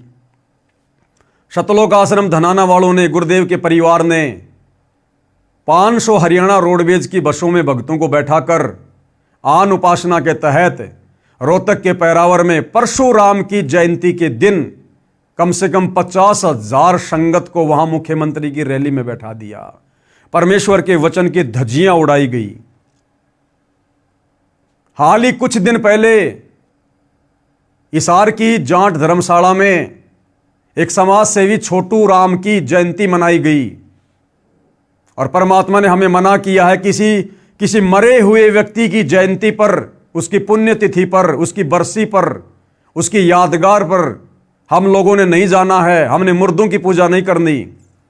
लेकिन सतलोक आश्रम वालों ने, गुरुदेव के परिवार वालों ने झूठे मान सम्मान के चक्कर में हिसार की जाट धर्मशाला में और छोटू राम की जयंती पर जाकर खुद भी मर्यादा तोड़ी, संगत से भी मर्यादा तोड़वाई। तो भाइयों और बहनों, जिस एक वचन की अवहेलना करने के चलते परमात्मा ने धक्के मारकर हमारे को सतलोक से निकाला, और हम युगों युगों से गधे कुत्ते सूअर बनकर कष्ट उठा रहे हैं, उसके बाद भी उस दयालु परमात्मा ने एक मौका दिया कि हो सकता है वो संभल गए होंगे, अपनी गलतियों को अब वो मान लेंगे, सुधार लेंगे, आगे से गलती नहीं करेंगे। फिर से परमेश्वर धरती पर रामपाल जी के रूप में प्रकट होकर आए हैं, और अब हम उनके वचनों की धज्जियां उड़ा रहे हैं। उन्होंने हमें हर प्रकार से अवगत करवा दिया कि तुमने क्या गलती करी थी जिस कारण से तुम यहां पटके गए, और फिर से हम वही गलतियां कर रहे हैं, जानबूझ के गलतियां कर रहे हैं। तो भाइयों और बहनों, अभी सतलोक जाने की तमन्ना नहीं है, अभी सतलोक जाने की इच्छा नहीं है। जो लोग इस प्रकार के वचन तोड़ रहे हैं, और जो संगत वचन तोड़ने वालों का दान धर्म देकर या वहां जाकर शारीरिक रूप से सहयोग कर रही है। तो भाइयों और बहनों, परमेश्वर के वचन की अवहेलना करना कितना खतरनाक होता है, ये आने वाले समय में इन सतलोक आश्रमों से जुड़े भाई बहनों को पता चलेगा। तो नीमा ने परमेश्वर के वचन की अवहेलना कर दी और अपनी सखी को सारा भेद बता दिया कि हमें तो 1 साल से प्रतिदिन 10 ग्राम सोना मिल रहा है। अगले ही दिन सोना मिलना बंद हो गया। नीरू तथा नीमा दोनों मिलकर कपड़ा बुनकर अपने परिवार का पालन पोषण करने लगे। बड़ा होकर बालक कबीर भी पिता के काम में हाथ बटाने लगा। थोड़े समय में अधिक बुनाई करने लगा। अब आगे परमात्मा हमें बता रहे कि ऋषि रामानंद सेऊ, सम्मन तथा नेकी व कमाली के पूर्व जन्मों का ज्ञान, जो कथाएं गुरुदेव भगवान हमें सुनाते हैं, ऋषि रामानंद जी की, सेऊ की, सम्मन की और नेकी तथा कमाली की, तो इनके पूर्व जन्मों का क्या इतिहास है, पहले इनके और मनुष्य जन्म कौन कौन से थे, उनकी जानकारी परमात्मा हमें दे रहे हैं। इससे हमें यह भी पता चलेगा कि परमात्मा अपनी अच्छी आत्माओं के पीछे युगों युगों से लगे हुए हैं। उन्हें भक्ति देकर रिचार्ज करके कलयुग की पिछली पीढ़ी तक मनुष्य जन्म दे देकर लेकर आते हैं। तो इन महापुरुषों के पूर्व जन्म क्या थे और किस प्रकार से परमेश्वर ने इनको अपनी शरण में लिया। ऋषि रामानंद जी का जीव, कौन रामानंद जी? पंडित रामानंद जी, जिन्होंने 650 साल पहले कबीर परमात्मा जी के मुंह बोले गुरु बनने की भूमिका की थी। ये जो पंडित रामानंद जी था, ये सतयुग में विद्याधर नाम का ब्राह्मण था और इसी के घर में परमात्मा जी आए थे शिशु रूप में। और जो सतयुग में पंडित रामानंद जी वाली आत्मा विद्याधर नाम का ब्राह्मण था, और उसकी जो पत्नी थी वो कौन थी?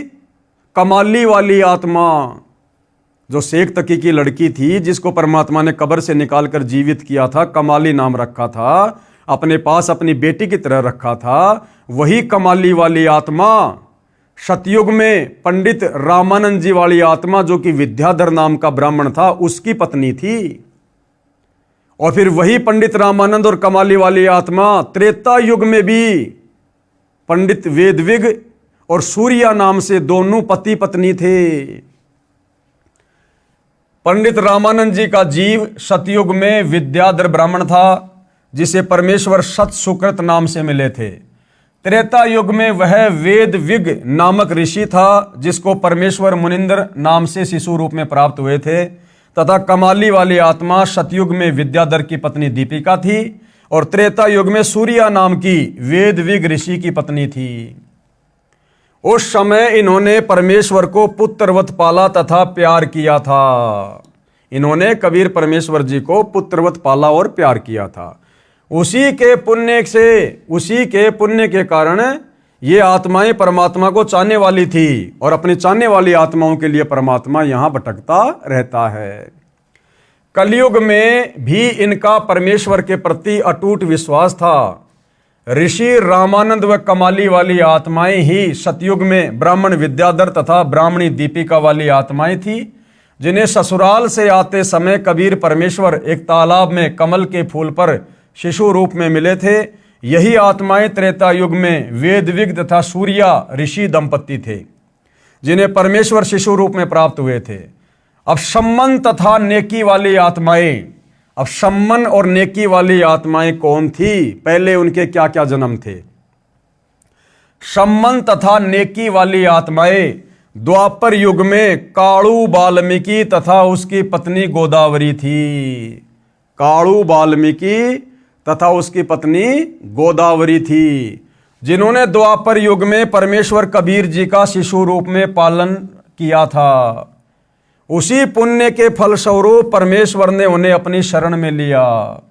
अब द्वापर युग में कबीर परमात्मा ने जो शिशु रूप में प्रकट होने की लीला की थी, और उस समय काणु वाल्मीकि तथा उसकी पत्नी गोदावरी ने जो परमात्मा जी का पालन पोषण किया था, वो आत्माएं कौन थी?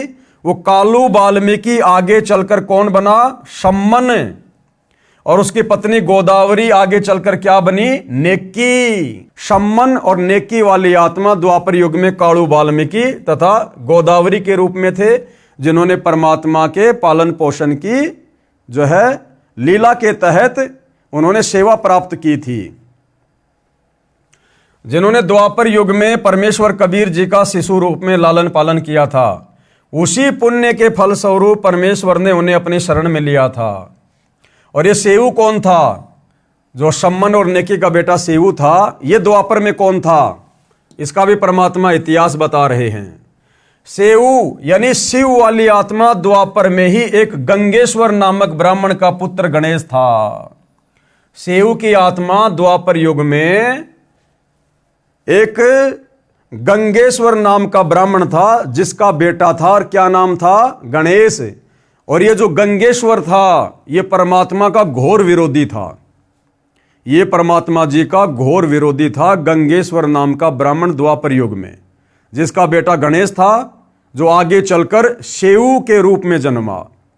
और वो जो गंगेश्वर था, जो द्वापर में परमात्मा का विरोध किया करता था, वो फिर आगे चलकर शेख तकी बना। सिकंदर लोदी का धार्मिक गुरु बना शेख तकी। एक गंगेश्वर नामक ब्राह्मण का पुत्र गणेश था। कौन? सेऊ द्वापर में, जिसने अपने पिता के घोर विरोध के पश्चात भी मेरे उपदेश को नहीं त्यागा था। तथा गंगेश्वर ब्राह्मण वाली आत्मा कलयुग में शेख तकी बना। वह द्वापर युग से ही परमेश्वर का विरोधी था। गंगेश्वर वाली आत्मा शेख तकी को काल ब्रह्म ने फिर से प्रेरित किया कर्म फुड़वाने के लिए, जिस कारण से शेख तकी यानी गंगेश्वर ने परमेश्वर कबीर जी का शत्रु बना, और भगत श्री काणु तथा गोदावरी का गणेश माता पिता तुल्य सम्मान करता था। और द्वापर युग में कबीर परमात्मा का जिस काणु नाम के वाल्मीकि और उसकी पत्नी गोदावरी ने जो परमेश्वर की सेवा की थी, उनका पालन पोषण किया था, वो जो गणेश था, जो गंगेश्वर का लड़का, वो उन दोनों को बहुत प्यारा था। और उसी मोह ममता के चलते वो काणु तो बना कलयुग में सम्मन, गोदावरी बनी नेकी, और वो गणेश बना उनका बेटा शेऊ। भगत श्री काणु तथा गोदावरी का गणेश माता पिता तुल्य सम्मान करता था। रो रो कर कहता था, काश आज मेरा जन्म आप वाल्मीकि के घर होता। मेरे पालक माता पिता काणु तथा गोदावरी भी गणेश से पुत्रव्रत प्यार करते थे, और उसी मोह ममता के चलते भाइयों और बहनों उनका अगला जन्म इकट्ठा हो गया। यानी गीता अध्याय 8 श्लोक 6, हे अर्जुन, अंत समय में ये प्राणी जिस भी भाव से भावित होता है, यानी जिस भी वस्तु में इसकी मोह ममता होती है, उसका अगला जन्म वही होता है। तो द्वापर युग में भाइयों और बहनों उन तीनों का आपस में विशेष प्रेम था, जिस कारण से परमात्मा ने कलयुग में तीनों को इकट्ठा जन्म दे दिया, सम्मन, नेकी और शेऊ के रूप में।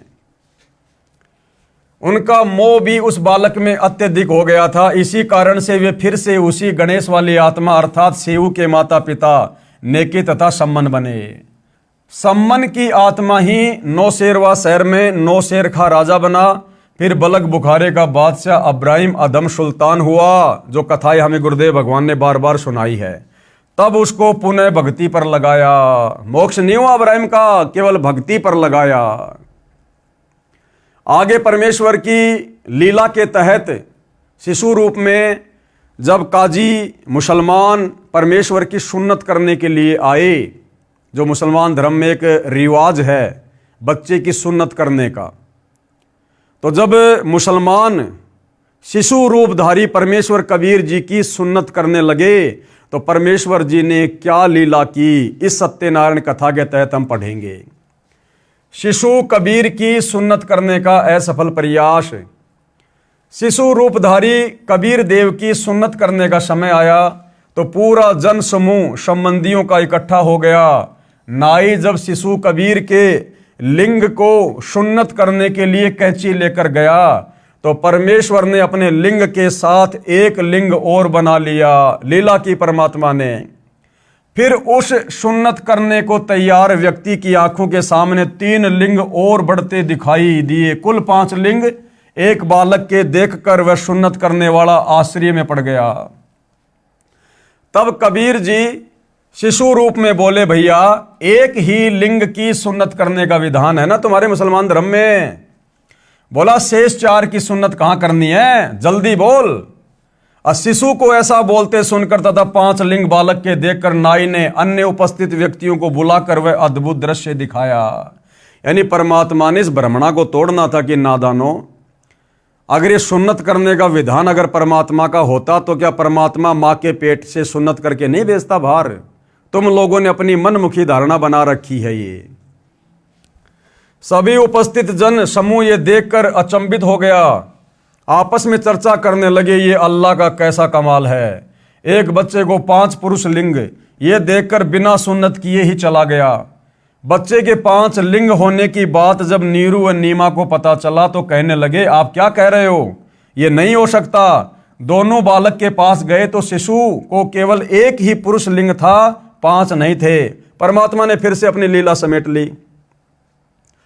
तब उन दोनों ने उन उपस्थित व्यक्तियों से कहा, आप क्या कह रहे थे, देखो कहां है बच्चे के 5 लिंग, केवल एक ही है। उपस्थित सारे व्यक्तियों ने पहले आंखों देखे थे 5 पुरुष लिंग, तथा उस समय केवल एक ही लिंग यानी पेशाब इंद्री को देखकर आश्चर्यचकित हो गए। तब शिशु रूपधारी परमेश्वर बोले, हे भोले लोगों, आप लड़के का लिंग किस लिए काटते हो? क्या लड़के को बनाने में अल्लाह यानी परमेश्वर ने चूक कर दी जिसे आप ठीक करते हो? क्या आप परमेश्वर से भी बढ़कर हो? यदि आप लड़के के लिंग की चमड़ी आगे से काटकर सुन्नत करके उसे मुसलमान बनाते हो, तो लड़की को मुसलमान कैसे बनाओगे? भैया लड़के को तो तुमने पेशाब इंद्री की आगे से थोड़ी सी खाल काटकर मुसलमान बना दिया, तो तुम्हारा लड़का तो बन गया मुसलमान। लेकिन जो लड़की पैदा होती है उसका क्या काटकर मुसलमान बनाओगे? इस गलत धारणा का परमात्मा ने खंडन किया इस प्रकार की लीला करके। यदि मुसलमान धर्म के व्यक्ति अन्य धर्मों के व्यक्तियों से भिन्न होते तो परमात्मा ही सुन्नत करके लड़के को जन्म देता। हे भोले इंसानों, परमेश्वर के सब प्राणी हैं। कोई वर्तमान में मुसलमान समुदाय में जन्मा है तो वह मृत्यु उपरांत हिंदू या ईसाई धर्म में भी जन्म ले सकता है। इसी प्रकार अन्य धर्मों में जन्मे व्यक्ति भी मुसलमान धर्म व अन्य धर्म में जन्म लेते हैं। ये धर्म की दीवारें खड़ी करके आपसी भाईचारा नष्ट मत करो। ये सब काल ब्रह्म की चाल है जो ये धर्म बनवा दिए, जातियां बनवा दी। अन्यथा सतयुग त्रेता द्वापर में कोई धर्म नहीं था, लेकिन इस कलयुग में काल और परमात्मा का पहले से एग्रीमेंट हो चुका था। काल ने कहा था कि परमात्मा आप 3 युगों में जीव सतलोक थोड़े लेकर जाना, और जब कलयुग आ जाए उस समय जितने मर्जी जीव ले जाना। तो इस समय के विषय में पहले से ही काल और परमात्मा के बीच में एग्रीमेंट हो चुका था। तो काल ने इस समय आप और हमारे को जातियों के नाम पर, धर्मों के नाम पर, समुदायों के नाम पर, रंग भेद के नाम पर देश और दुनिया में तरह तरह की दीवारें खड़ी करवा दी, सबकी भाषाएं अलग अलग करवा दी। तो इस प्रकार से काल ने अपना जाल फैला दिया ताकि ये आत्माएं आसानी से उस परमात्मा के संत के संपर्क में ना आ जाएं। तो ये जो धर्म की दीवारें हैं ये परमात्मा ने नहीं, इस काल ब्रह्म ने, ब्रह्मा विष्णु महेश के पिता ने खड़ी कर रखी हैं। ये सब काल ब्रह्म की चाल है। कलयुग से पहले अन्य धर्म नहीं थे, केवल एक मानव धर्म, मानवता ही था। अब कलयुग में काल ब्रह्म ने भिन्न भिन्न धर्मों में बांटकर मानव की शांति समाप्त कर दी है। सुन्नत के समय उपस्थित व्यक्ति बालक मुख से सत उपदेश सुनकर सर्वदंग रह गए। माता नीमा ने बालक के मुख पर कपड़ा ढक दिया तथा बोली, घना मत बोल, काजी सुन लेंगे तो तुझे मार डालेंगे, वो बेरहम है बेटा। परमेश्वर कबीर जी माता के हृदय के कष्ट से परिचित होकर सोने का बहाना करके खर्राटे भरने लगे। तब नीमा ने सुख की सांस ली तथा अपने सभी संबंधियों से प्रार्थना की कि आप किसी को मत बताना कि कबीर ने कुछ बोला है, कहीं मुझे बेटे से हाथ धोने पड़े। 6 महीने की आयु में परमेश्वर पैरों चलने लगे, और मात्र 6 महीने की उम्र में कबीर परमेश्वर जी अपने पैरों पर चलने लगे, पैरों पर। जबकि आम व्यावहारिक जीवन में जब बच्चा 1.5 से 2 साल का हो जाता है तब कहीं जाकर अपने पैरों पर चलता है। तो भाइयों और बहनों, ये सत्यनारायण कथा है। कबीर परमेश्वर जी के लीला में जीवन के विषय में हम पढ़ रहे हैं, और इस प्रकार की जो सत्यनारायण कथा है जिससे हम युगों युगों से दूर थे, क्योंकि किसी को सत्यनारायण का पता ही नहीं था। हम तो नकली देवी देवताओं को सत्यनारायण मानकर उनकी कथाएं सुना करते थे, जिससे किसी प्रकार का कोई लाभ हमें नहीं होना था। तो ये कबीर परमेश्वर की सत्य कथा है, सत्यनारायण भगवान की कथा है। इस कथा को सुनने मात्र से भी हम पुण्य के भागी बनते हैं, हमारे पाप कर्मों का नाश होता है। तो भाइयों और बहनों, आज परमेश्वर जी की इस कथा में केवल इतना ही। अगले वीडियो में फिर से गुरुदेव भगवान के आशीर्वाद से उनकी सत्यनारायण कथा का आनंद लेने के लिए, पुण्य प्राप्ति के लिए फिर से सेवा में हाजिर होंगे। तब तक गुरुदेव भगवान हम सबको आज्ञा दे, आशीर्वाद दे, इजाज़त दे। बंदी छोड़ सतगुरु रामपाल जी भगवान की जय हो।